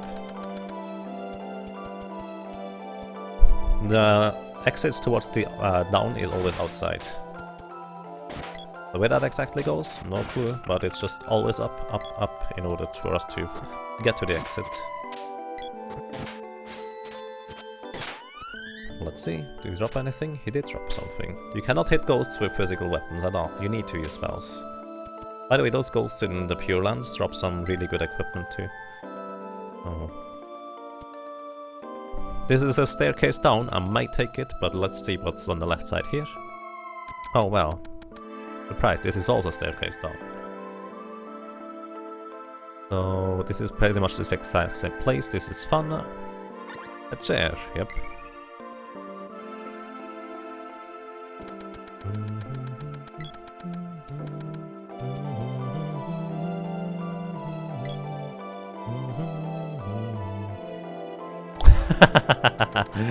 The ghosts are annoying, but I like the sound they make. I like your logic. I don't like the ghosts because I can't hit them with weapons, so I have to invest spells. So the thing is, the ghosts generally just have way too much magic defense for me to even bother even using spells on them. And spells is the only way to kill them, so I just ignore them. Most of the time they are not dangerous, since their only attack is using a spell on me. Yeah. Okay, we are back up here. This is the same place that we started off, so... let's see what's here. Maybe we can go further to the right. Oh, hi. Those walls are pretty brutal if they hit you, but the trick is to just not get hit. Derp. Good luck at that. That is pretty difficult to do. Although, most of the time those walls just start immediately casting a spell, and they are completely vulnerable during it, and you can essentially just annihilate them. Oh, nice. Hey, Gnome. Now we have defense up for the lady, which I might consider using. I find the next funnel. Why am I even checking in here? We have found all the 3 relevant NPCs. Well, let's just find the staircase out and the stairs up. Oh, we found the way out. Alrighty. These ghouls are weird. They're dancing. They're just kind of making the Michael Jackson's moonwalk. Fancy overalls. That's actually pretty nice. Because this is a fair bit more defense compared to what we had before. I'm going to give this to the sprite, since he usually has the lowest defense in general. I'm actually considering just leveling up Gnome for better defense overall. And here we have this guy again, which actually makes the idea of using Gnome even more tasty.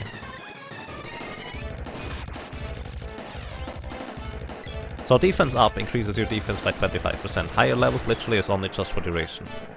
So this guy kind of overruns us by, well, not doing so nice. Okay, I need to heal up everybody. Because the sprite could have died here. That's okay. Boy is unconscious, but he's still running around. That is just kind of fascinating. The lady's unconscious. Oh, and she's dead. Alrighty. We need to use Royal Jam. This guy is pretty brutal, apparently.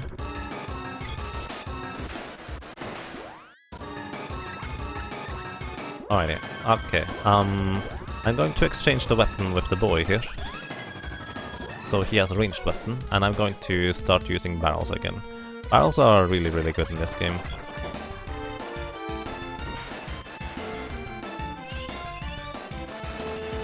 So basically, I want the sprite to be the closest to the center of this guy. That way he will always be the target of his dash attacks. That's the goal anyways. And I want him to the dash to the other side. Oh. Rip. I can still target her though. I can use her money, but I cannot target the lady. Definitely want her to be alive here.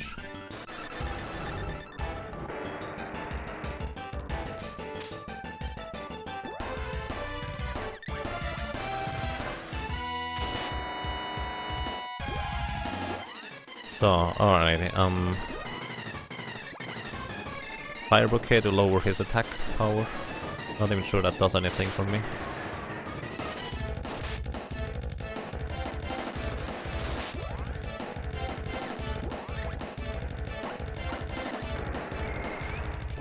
And there does not seem to be any particularly good way to handle him right now. Oh! Barrel slide. On accident. Let me actually use some spells on him. Burst is generally a good choice for damaging, however it's not leveled up, so I'm just going to use Andini, which is level 3 right now. While the sprite is casting a spell, he is invulnerable to anything. Unfortunately, he also got knocked unconscious, even though you couldn't see it. But apparently he does quite a bit of damage here with his spells. I'm also now using the sword, which increases his intelligence further. I'm once again going to position him in a place where... Oh, never mind, he's dead. Blindfold Seeker of Mana. Well, that's the goal. Hey, Woodstock, how are you doing?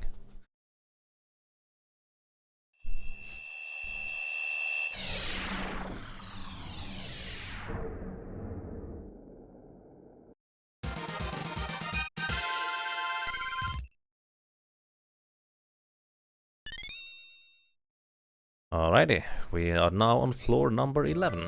Let's see what this has in store for us. Do we have a Funna? No, this would be the Summon Spirit, but we already have it apparently, so we can more or less just kind of straight go to the exit. Let's see, what do we have in here? Might as well visit huts that we missed. Or visit... Hi. We get quilted huts. We get better armor for everybody.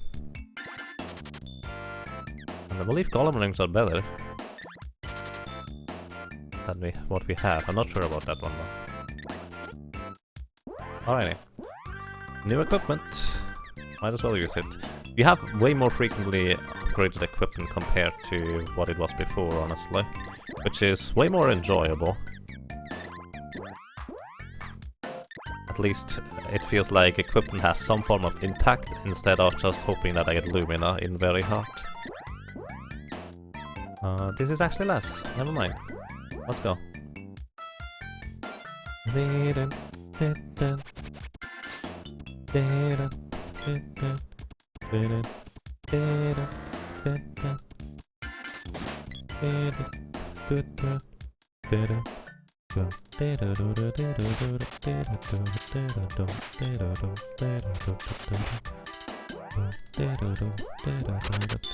Oh, I'll check that in a second once I feel like I'm safe or in a hut. Thank you very much. I have no idea how much that was. I don't have it in my eyesight because currently this hawk is covering most of the things. Let me check. Thank you to Vitoros, thank you. That's awesome. Vitoros donated $20. I really appreciate that. And the comment reads, "You're definitely one of the best streamers out there, Yagamov. Keep up the great work and good luck with the marathon." Thank you. Thank you so much, sir. I really appreciate that. Also, Vitoros, if you'd like to allocate this to anywhere, feel free to tell me. There are various bid wars that you could put this towards. Once again, thank you so much, Vitoros. That's really awesome. Alrighty, we have Watson here, which is awesome. I have no idea which weapon award we get, as usual, since I'm not paying attention. Boomerang. Huh. Eclipse. Let's see. Hopefully this is put... Stop Petrify Stun. Nope. And Constitution. Chances low. Chances low, I'm not even sure it has any value. It might have value in the sense that it might...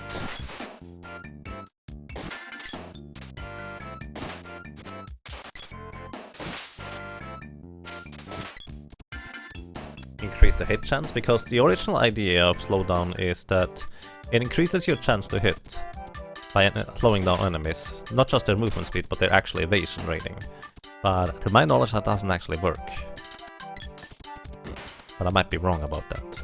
So somewhere around here is going to be the exit, because there was actually an arrow in the area that allowed me to know that. Thank you so much, Vitoros. Oh hey! Yeah, that is... this guy, number 3.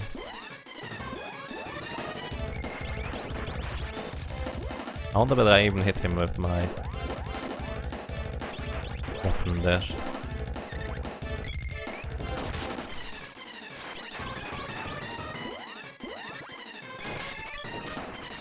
So yeah, Andini is slightly strong.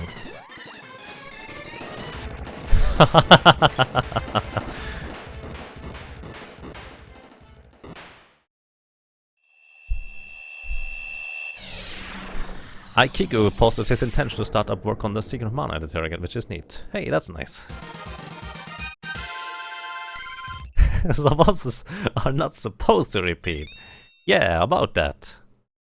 Floor 12. 4 to go. Ah! Well, that's a quick death. Oh, I should not run into that. Oh my god. Oh boy.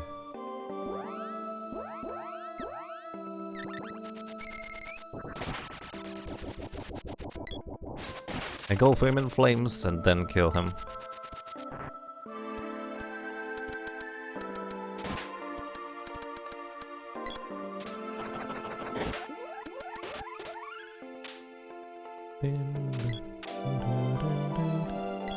Oh. Sorry, I was not keeping track of chat for now. Is that not relevant to the conversation?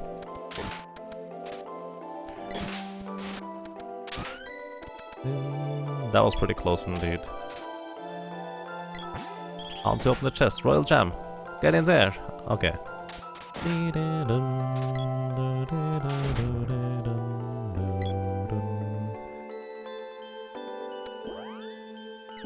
I figured the links were supposed to be relevant to the conversation, so I did not pay much attention. Excuse me. Hey, Fanna. Alrighty, I'm actually going to use this opportunity. Since we are on floor 12, we can level up our magic all the way up to level 4. I'm going to level up Gnome here to level 4.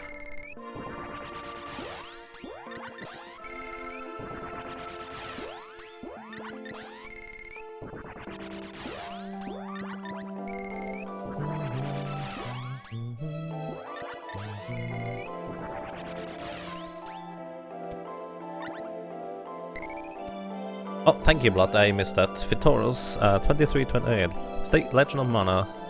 Balance. I'm sorry, I missed that. That was 20 for Legend of Mana. Awesome. Thank you so much. Seems to be a race between League of Evermore and Legend of Mana. Thank you so much. There we go.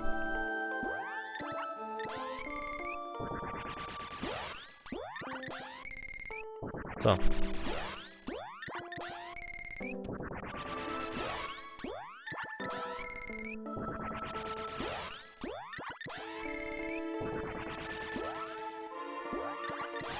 Was relevant to Secret of Mana, but did you specify as to what it was for specifically?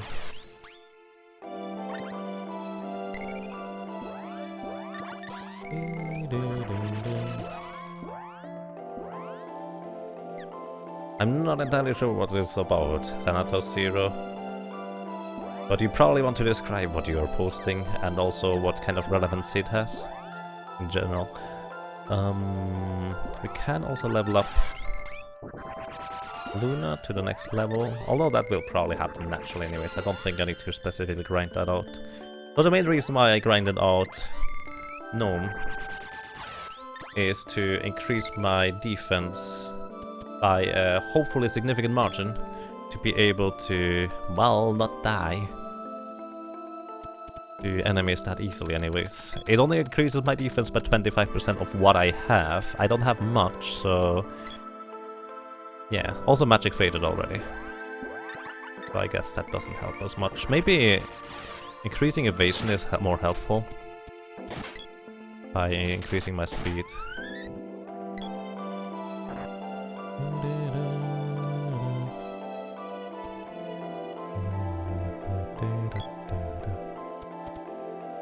I guess in general it's also a nice gesture to ask whether it's allowed to post links. So, as I said, sorry I haven't managed to keep track of chat that much. I try to not die here, preferably.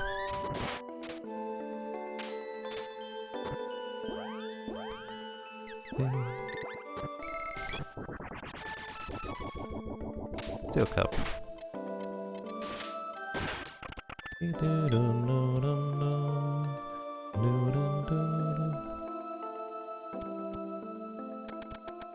I like to have a start of spell increase movements, a speed of spell increase movement speed, and maybe weapon charge speed.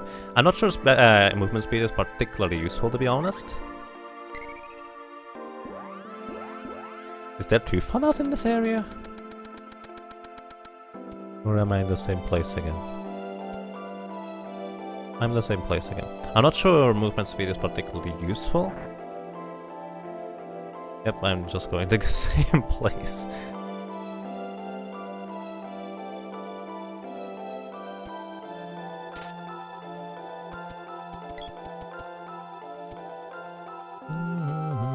Okay, I'm walking in circles now.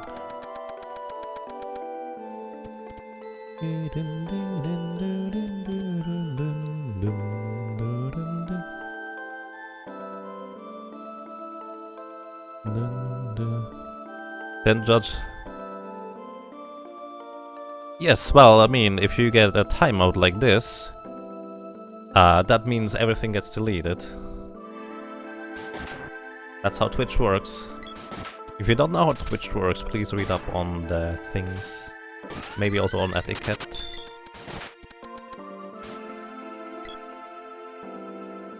So it reaches level 2. I'm checking that in a second. Thank you very much.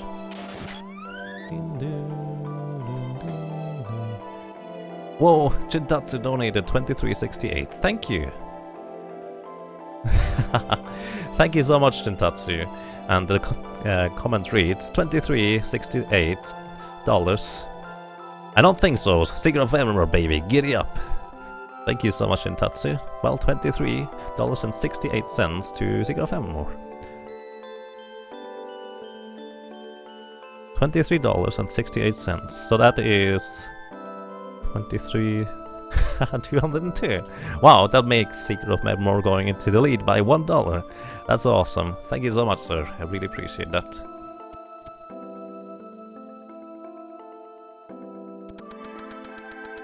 The race is on. Thank you so much, sir.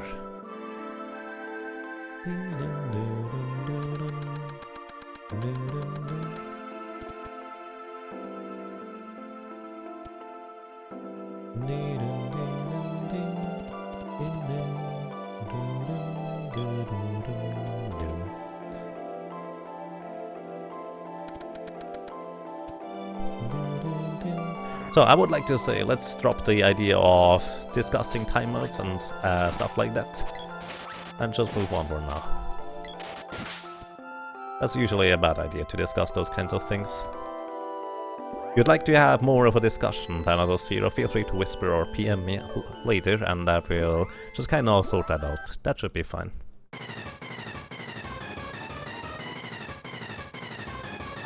Hey, this guy is once again weak.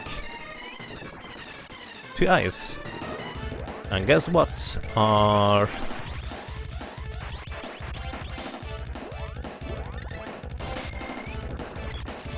strongest spell is... Please. I can actually not hit this guy with this animation. I think one is enough. Let's see. Okay, I figured he's dead. As I said, Thanatos Zero, if you'd like to discuss this further, please send me a whisper or PM and we can look into it.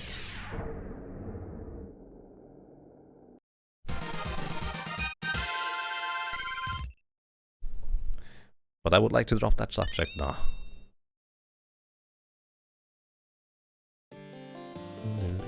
Yep, might want some more magic defense. I'm not sure, actually, Muppleton. I would prefer if you made the usage of spells more difficult instead, like if, let's say, Fairy Walnuts were a rare resource, or the sprite doesn't have all that much maximum MP to begin with, stuff like that I would preferably see, to be honest.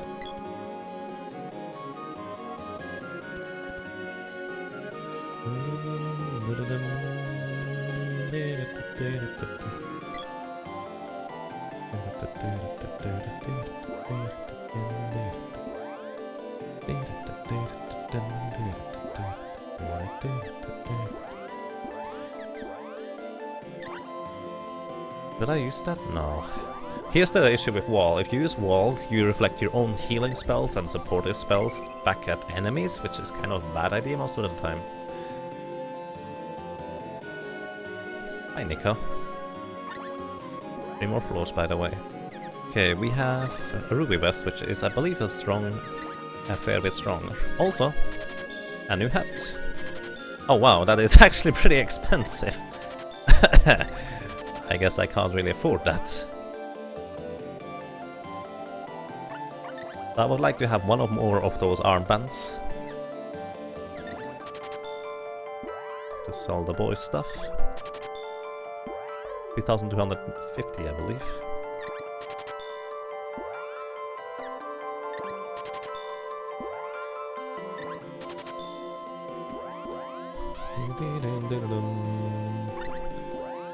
Greetings, Cookie. How are you doing, sir? Good evening. One more of those, and then one of those. Alrighty, we should be fully equipped now with pretty much everything we can, except for the helmets for the sprite and the lady. But they are not far off in terms of defense. Although they only cost 500, which I should be able to get just by selling the remainder of the stuff that we have. This is so weird actually selling stuff.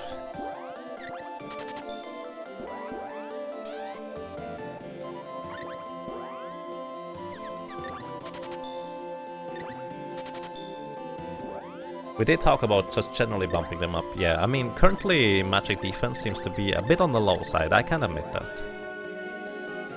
No problem to admit that. So, what do we have here? Nothing.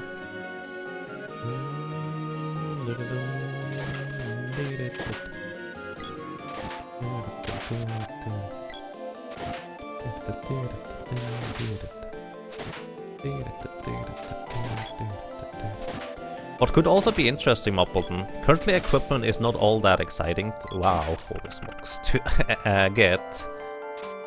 What could be interesting is if you added equipment with modifiers, like equipment of healing, where it heals 1 HP every 5 seconds or so, or regeneration, equipment or steel cap of regeneration, heals 1 HP every 5 seconds, okay, we have the summon spirit here already, or something like, what else?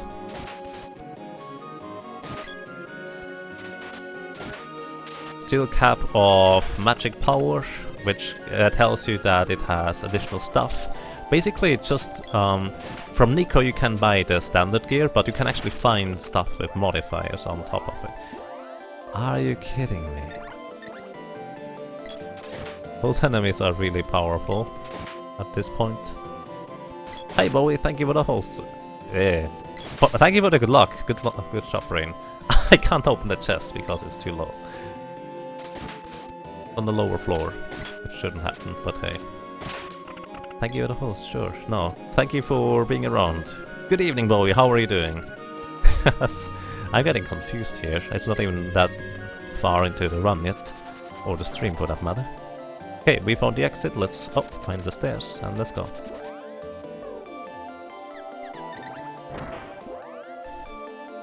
Poor Sprite. Alrighty, let's go. Let's see, what do we have here? Oh, hi.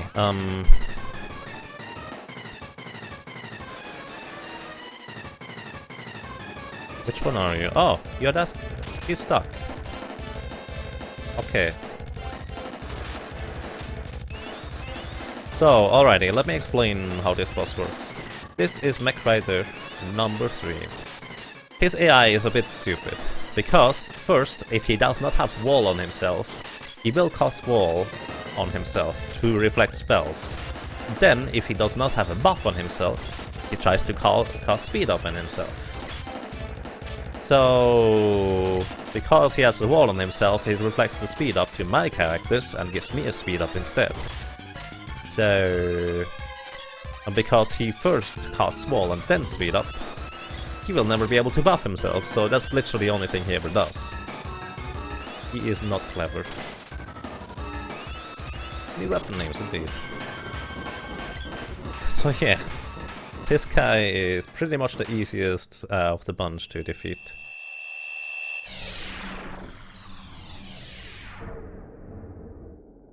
This is the Gamma Cybermax, or, well, as he is called, the Mech Rider number 3. Paris. Oh, sweet, right, you are doing the Splatoon thing?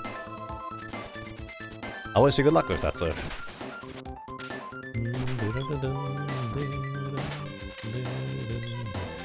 I saw a tweet about that earlier.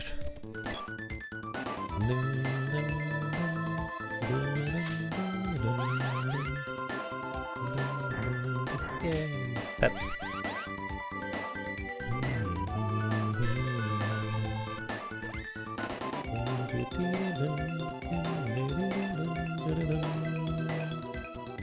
Hi. But those poor slimes over there, they never do anything to you. Unless they would try to split up. But they don't split up because you hit them. And you can always hit them because their evasion is not particularly high. You didn't get bit, GG. Rump. Dum, dum, dum.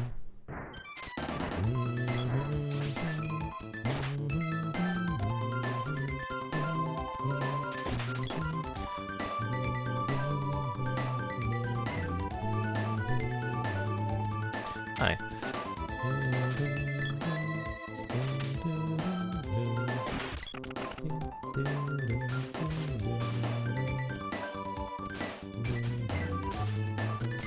Oh, don't run into that boy. That's unhealthy. Hi, Nico. I'd like to make a vending machine that sells vending machines. I'd have to be a really flippin' big.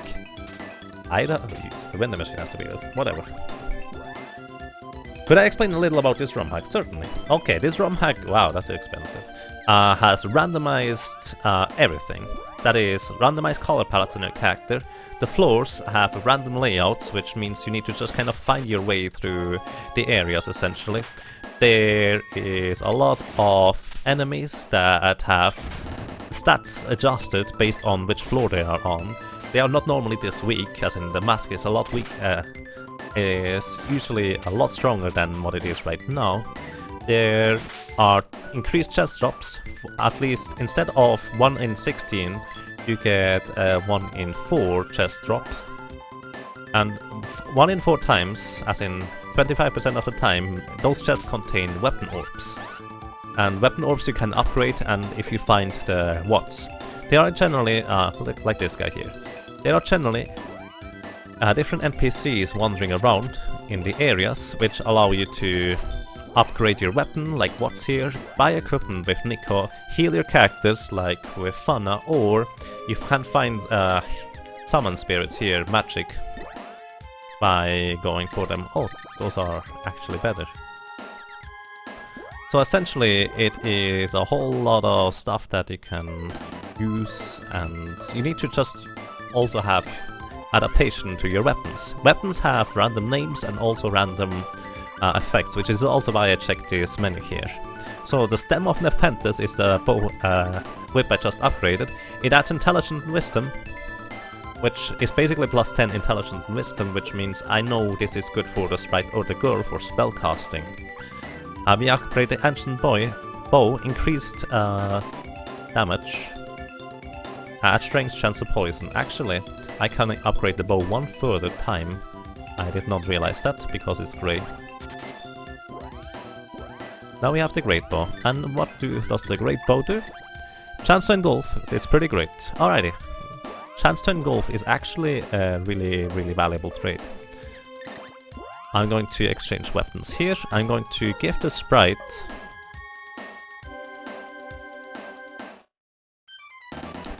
the bow, because Chance to Engulf is really good. I'm going to give the boy the axe, which allows us to... It's the wrong menu. Whack away those little pylons. So this is essentially just floor number 14 out of 16. You can randomize it basically to your desire. It's kind of like a roguelike now, instead of an actual Sigurd of Mana game, so to speak. There is no story to it, it's literally you progress through the floors, enemies get stronger and stronger and stronger, you try to get past them and get through and not die. Yes, for more information, check out Moppleton, is by the way the guy who created this. Check out Moppleton's blog on Sigurd of Mana Ancient Cave .blogspot.com. So Moppleton is pretty awesome for being able to do this, I would like to say.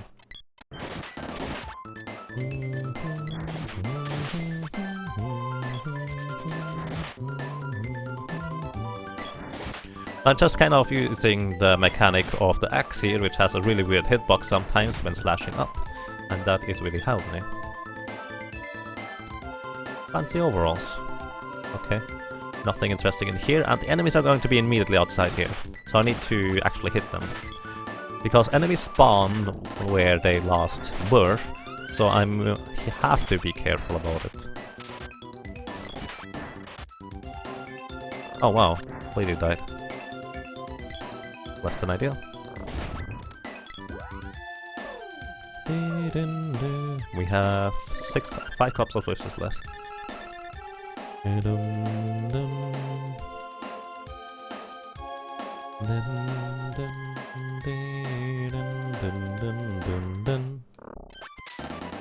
So this poor guy, he just got engulfed in flames, and the first thing he always does, or not always, but most of the time, is heal himself. Which is not terribly clever, because he can just kind of pile on damage on him after he gets healed.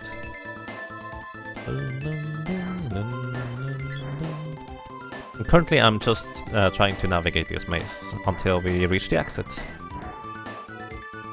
Lucid Barrier on this guy here. Not terribly bad. I just hit him, and if you stand in range inside those Armored Knights hitbox basically, they will never be able to hit you. Because they have essentially a whip type hitbox.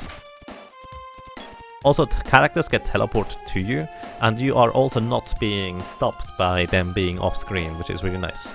Still no additional Summon Spirit. Well, we need to get out of here then.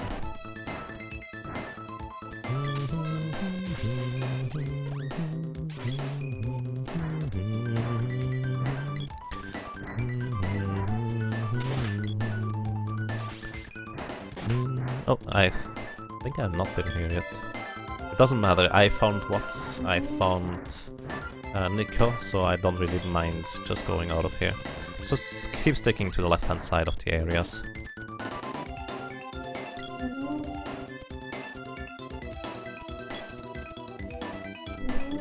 There's no exit here.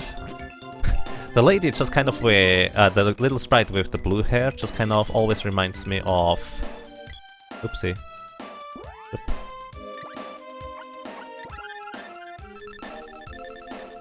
That's pretty ugly actually. They just kind of tend to remind me of... I'm not going to revive the sprite, that's okay. Let's try this again. It reminds me of Howlers, you know, those blue wolves?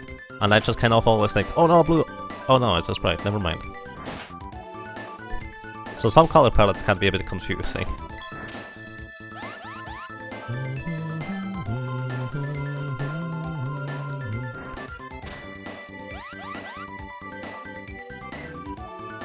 I don't like playing RPGs blind on stream. But the game is fine, I see. I know that my chat is fine with that, but I just don't like streaming RPGs first time playing. With spoilers it feels better in my opinion.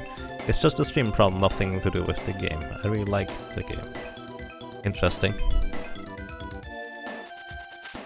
Personally, I just kind of like to play alongside my viewers when I play something blind. Like, if they don't know the game either, and they have suggestions or ideas of stuff to do, I'm completely fine with pretty much every suggestion, except for kind of, I like to do boss fights on myself, and challenges for that matter.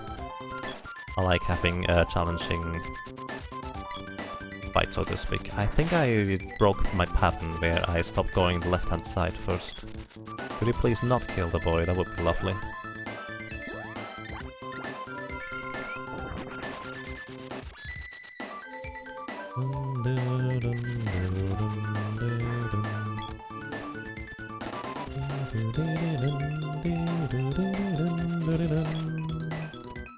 I think I broke my pattern. I don't know whether I've gone all the areas here yet. I should have stuck going to the left hand side all the time. Which is not here. Also, this arrow here suggests that there's a door up here, but there is not. Rude.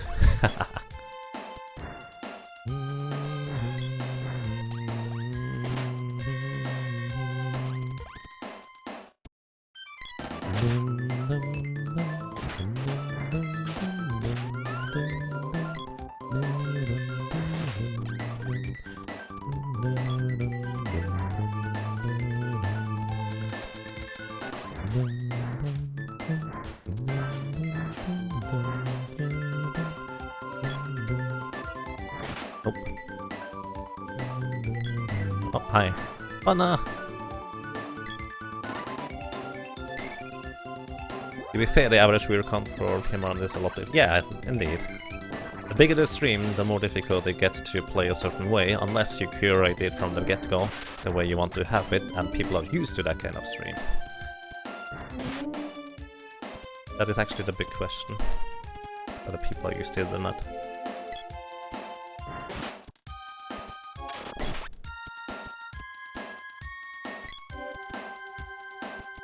But there is one or another guy who tries to tell me everything like, heal the guy because he's 0 HP. Yep. 0 HP, you cannot heal your character outside of Royal Chan and Cure Water. For me, I just kind of like to sit back and not even chat when I am watching people play. Just kind of lurk. Lurk. I enjoy that. Hi Garona Cat, how are you doing? Good evening.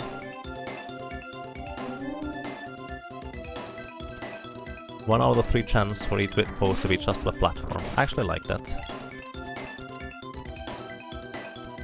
I think we should reach the end soon. Might be just up here. Or over here.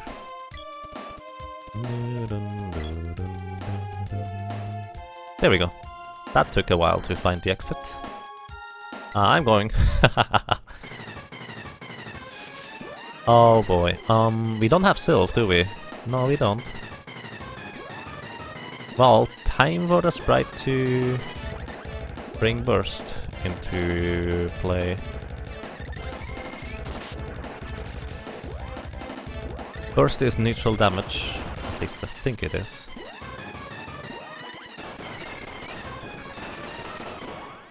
Probably should have used this first.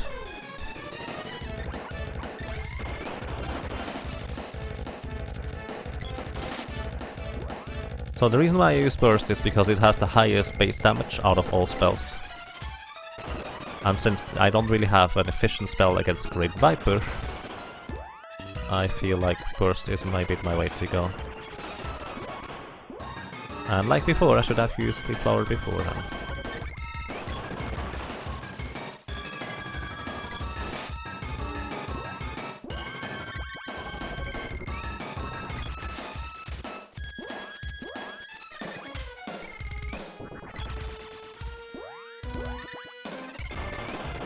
Poor Great Viper doesn't get to do much.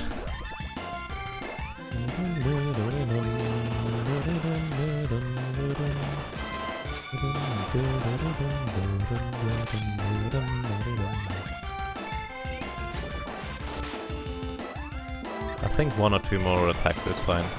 This guy is weak against Sylph, but we don't have Sylph, so need to improvise.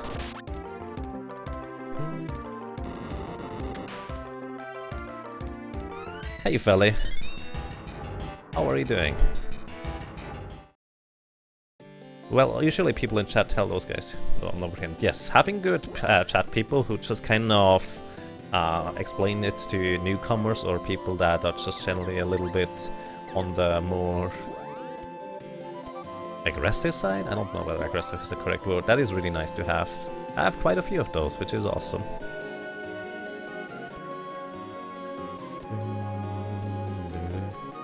And that sounds awesome, Felly. Glad to hear that. You have got your plane tickets taken care of. Are you going to RPG Limit Break or SRQ? Or somewhere else, maybe? I'm sorry, I'm not on the top of the information chain. I'm not even sure that's the word to say.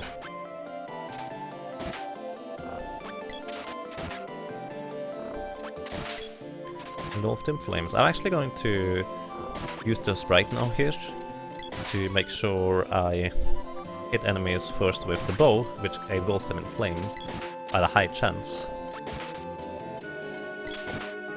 And then I just drag them along. Oh wow, or not. Maybe I should have shot them sometime. Sorry, Spritey. Let's try this again. At this point, most of the enemies kind of one-shot me, apparently. We have only 2 floors to go, so we're almost there.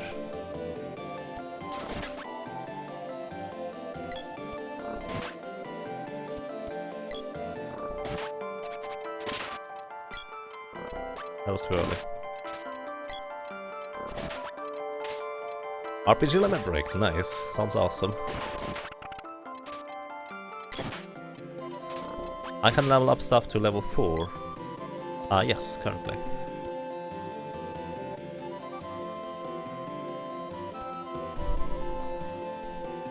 You start with level 1, basically, up to level 1, anyways. That was wide a miss. I guess the crab just doesn't want to talk with us and decides to... Oh, I'm out. Okay, Mr. Crab, I approve of that choice. Tiger suit. Why is the tiger... Oh, Golbez is something different. Wow, alrighty. I guess we buy 1 tiger suit. More importantly, Cups of Wishes and Fairy Walnut. If we have 10 left over, it's going to be nice.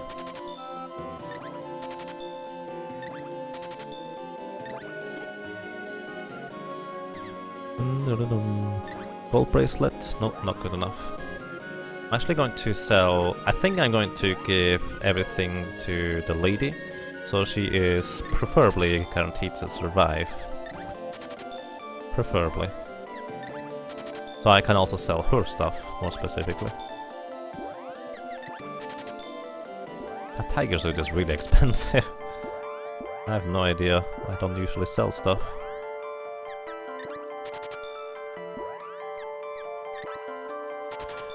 So essentially tiger suit is somewhere around Gold City, or just before. Golden bracelet as well, and we don't have a new... Oh, a circlet. I want a circlet. For the boy, more specifically.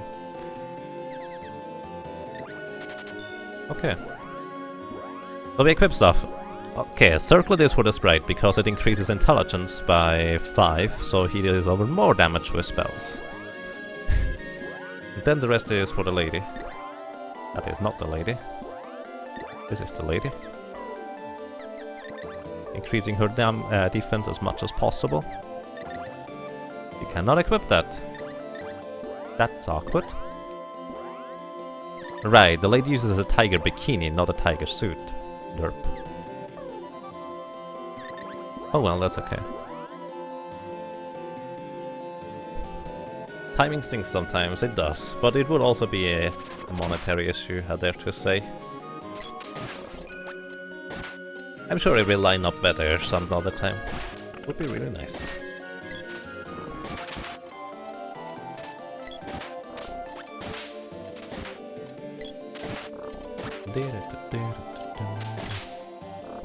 Apparently killing those guys here seems to be kind of simple. That's nice. Chest. I haven't gotten a chest in a while. To be fair, I have not really killed much in a while either. Hi. I also haven't gotten a new summon spirit in a while. At this point I think with Burst being leveled up now, I can probably just walk all the way through the rest of the game. As long as I don't get killed by random enemies, it should be perfectly fine. Right? Nope, nothing here.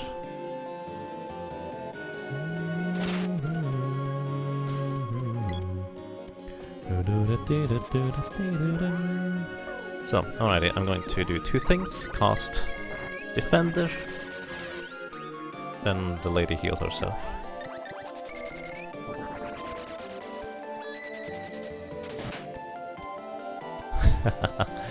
Kind of like it when she gets teleported like that. It's just suddenly there, suddenly over here. Oh, we found the exit. Let's get an axe and whack it away. Not the exit. Stop blocking the exit.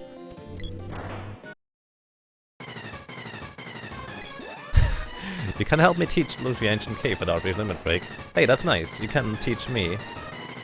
I would approve of that. I believe Apocalypse still has plus intelligence. And this boss here is actually weak to Lumina. But we don't have Lumina. So I could use Burst again, or I could use Amnini. Let's see. How much damage does that deal? 317. Wow, okay. I have to agree with you, Moppleton. Magic is a little bit strong. Just a little. Because 317 is more than enough to do that guy in. There's no reason for me to use anything else. This guy is going down. I mean, it's better than before, where magic was basically useless, at least offensive magic, and I kind of had to cheese the bosses with physical attacks. But this is a little bit exaggerated. Excuse me.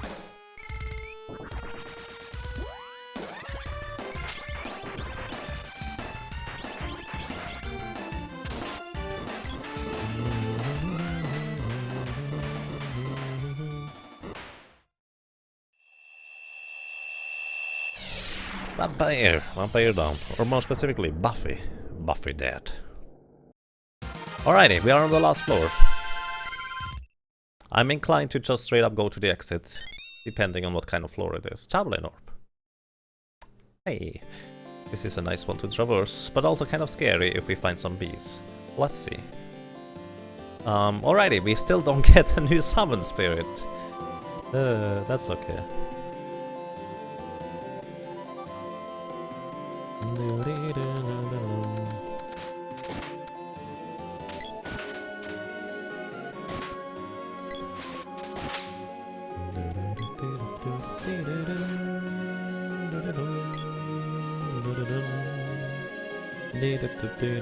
Where am I going anyways?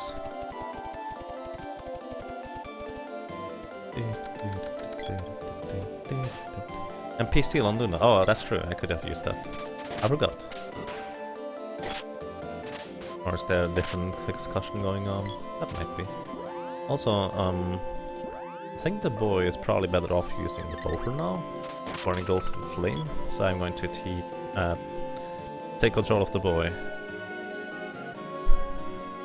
And only use the sprite when we want to move somewhere else. Hey, what? We have a new javelin. Plumbus. Does this have something to do with lead? Or am I missing the point? Because Plumbum is lead. Plumbus. A regular old Plumbus. And we throw it around. Fancy. I think I know what a Plumbus is. I think anyways. Not sure. Geiger's Lance, 4 out of 4. A really big Rance. Rance? Sure.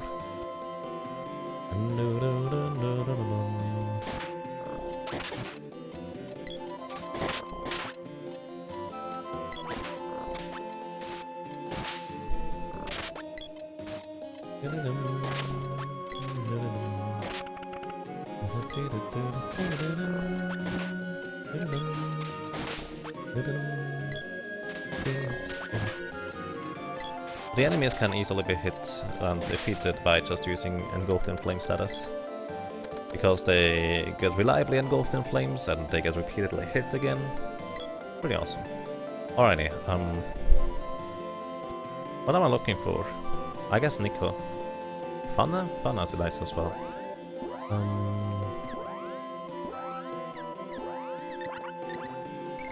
Wait, is that only 2 MP now? That used to be 4. It's 4, so never mind. It looked like it was 2 initially.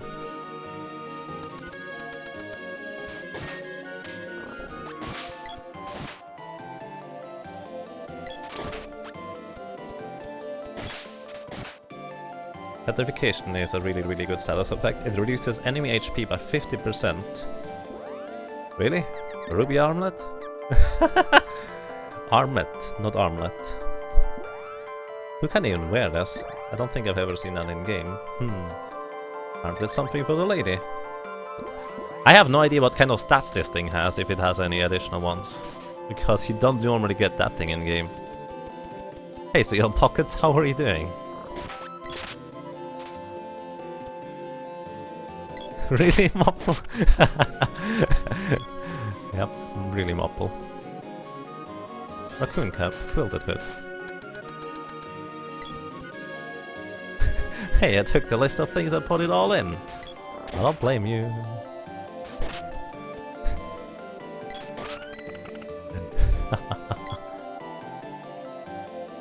Wasn't the ruby armlet the armor that was cut from game? Yes, in fact it was. It's not even that strong. I always thought it was a armlet or an accessory type thing, but apparently it's a helmet.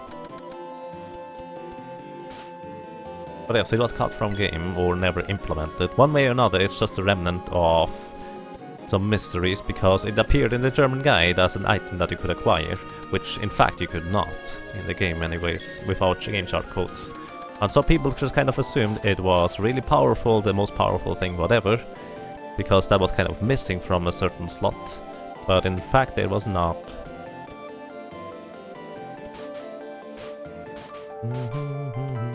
Hey, we can go past there. Huh. I don't think that's supposed to be happening.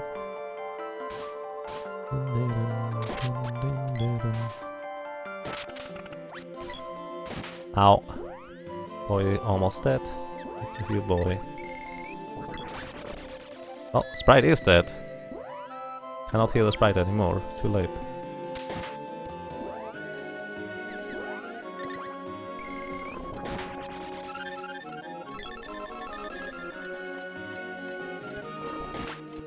Cup of wishes. Hey, that's a nice coincidence. Exactly what we needed. Okay, bring this thing. Discard. Discard is for the lady, if I'm not mistaken. Well, it's not nearly as good as what we have. Also, this will likely kill the boy, so I'm just going to heal him up already. Might as well.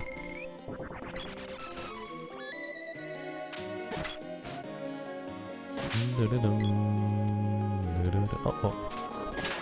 This thing did not even wake up after getting hit initially earlier. Pretty fancy.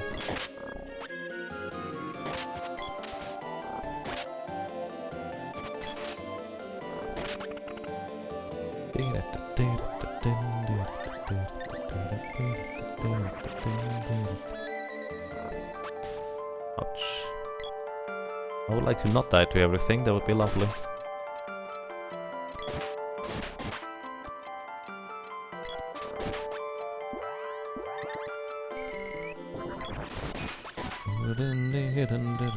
Without Lumina, this is actually kind of tricky to navigate overall, but not too bad.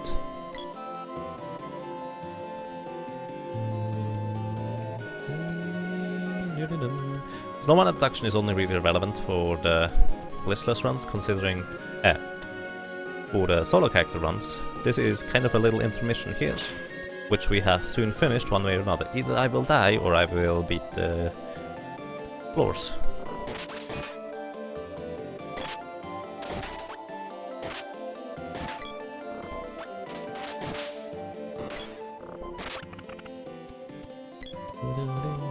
Oh. We found the final exit, guys. Alrighty, we need to equip the strongest possible weapon. Let's see, this is 103 on the Javelin, Plumbus. So a Plumbus seems to be our strongest weapon. Actually, probably not quite.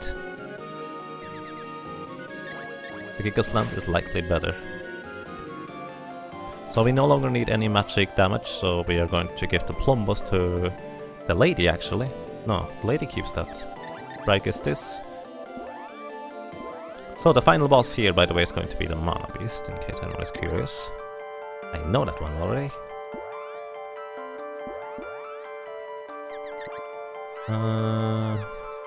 No, wrong thingy. This is the one I wanted.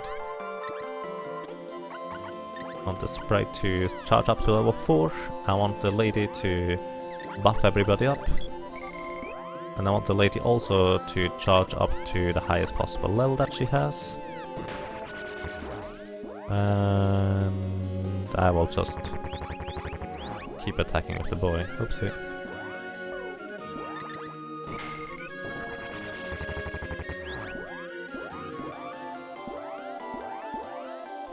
So let's see how quick we die.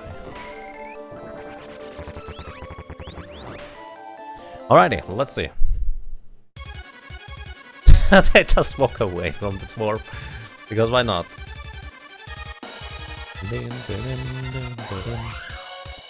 So, I actually set the charge flag for my allies by just switching through them constantly, and that way they will start charging up as soon as they can. And actually the Mana Beast is kind of bad if you get hit by it, so we have a remedy for that. I just casting remedy at the opportune time.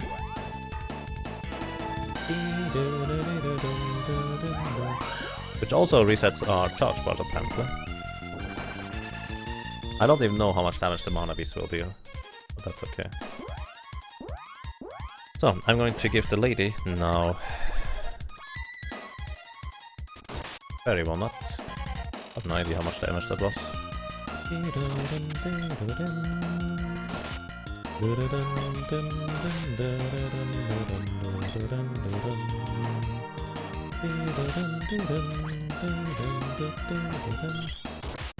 Let's see how much damage that deals, just out of curiosity. Okay, it kills the sprite.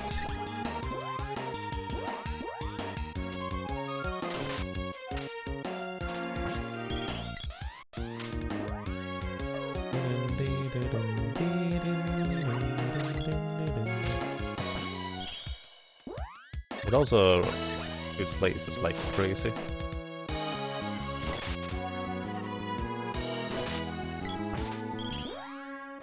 So, alrighty, we just heal up. Because the boy did get killed by the thing, but it didn't really matter in the end. Because we already had a heal on the way.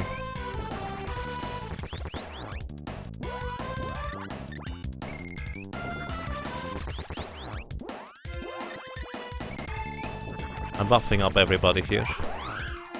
Oh, that was a bit late. Alrighty, I'm going to just use Cure Water here, because everybody is getting killed. Oh, they actually survived that, or at least more specifically, the boy survived it. That is kind of fancy. So, alrighty, and then I'm going to start charging up this right here. But this gets reset here anyways, that's okay. So I actually prefer if the mana beast comes from above, because that gives me more time to charge up my weapon. Oh, it's dead. Goodbye. Oh, alrighty. That was the mana beast. Defeated. So this is a way easier version than in the original game. Hooray, you did it! Time 1 hour 23 minutes, which by the way is only in-game time, which is real time a bit more than that. And we automatically get to go to the credits. Yay! Alrighty, this was the intermission, the little thing in between. I am going to start the next section here now with the Boy Solo Character Challenge and OP Plumpus.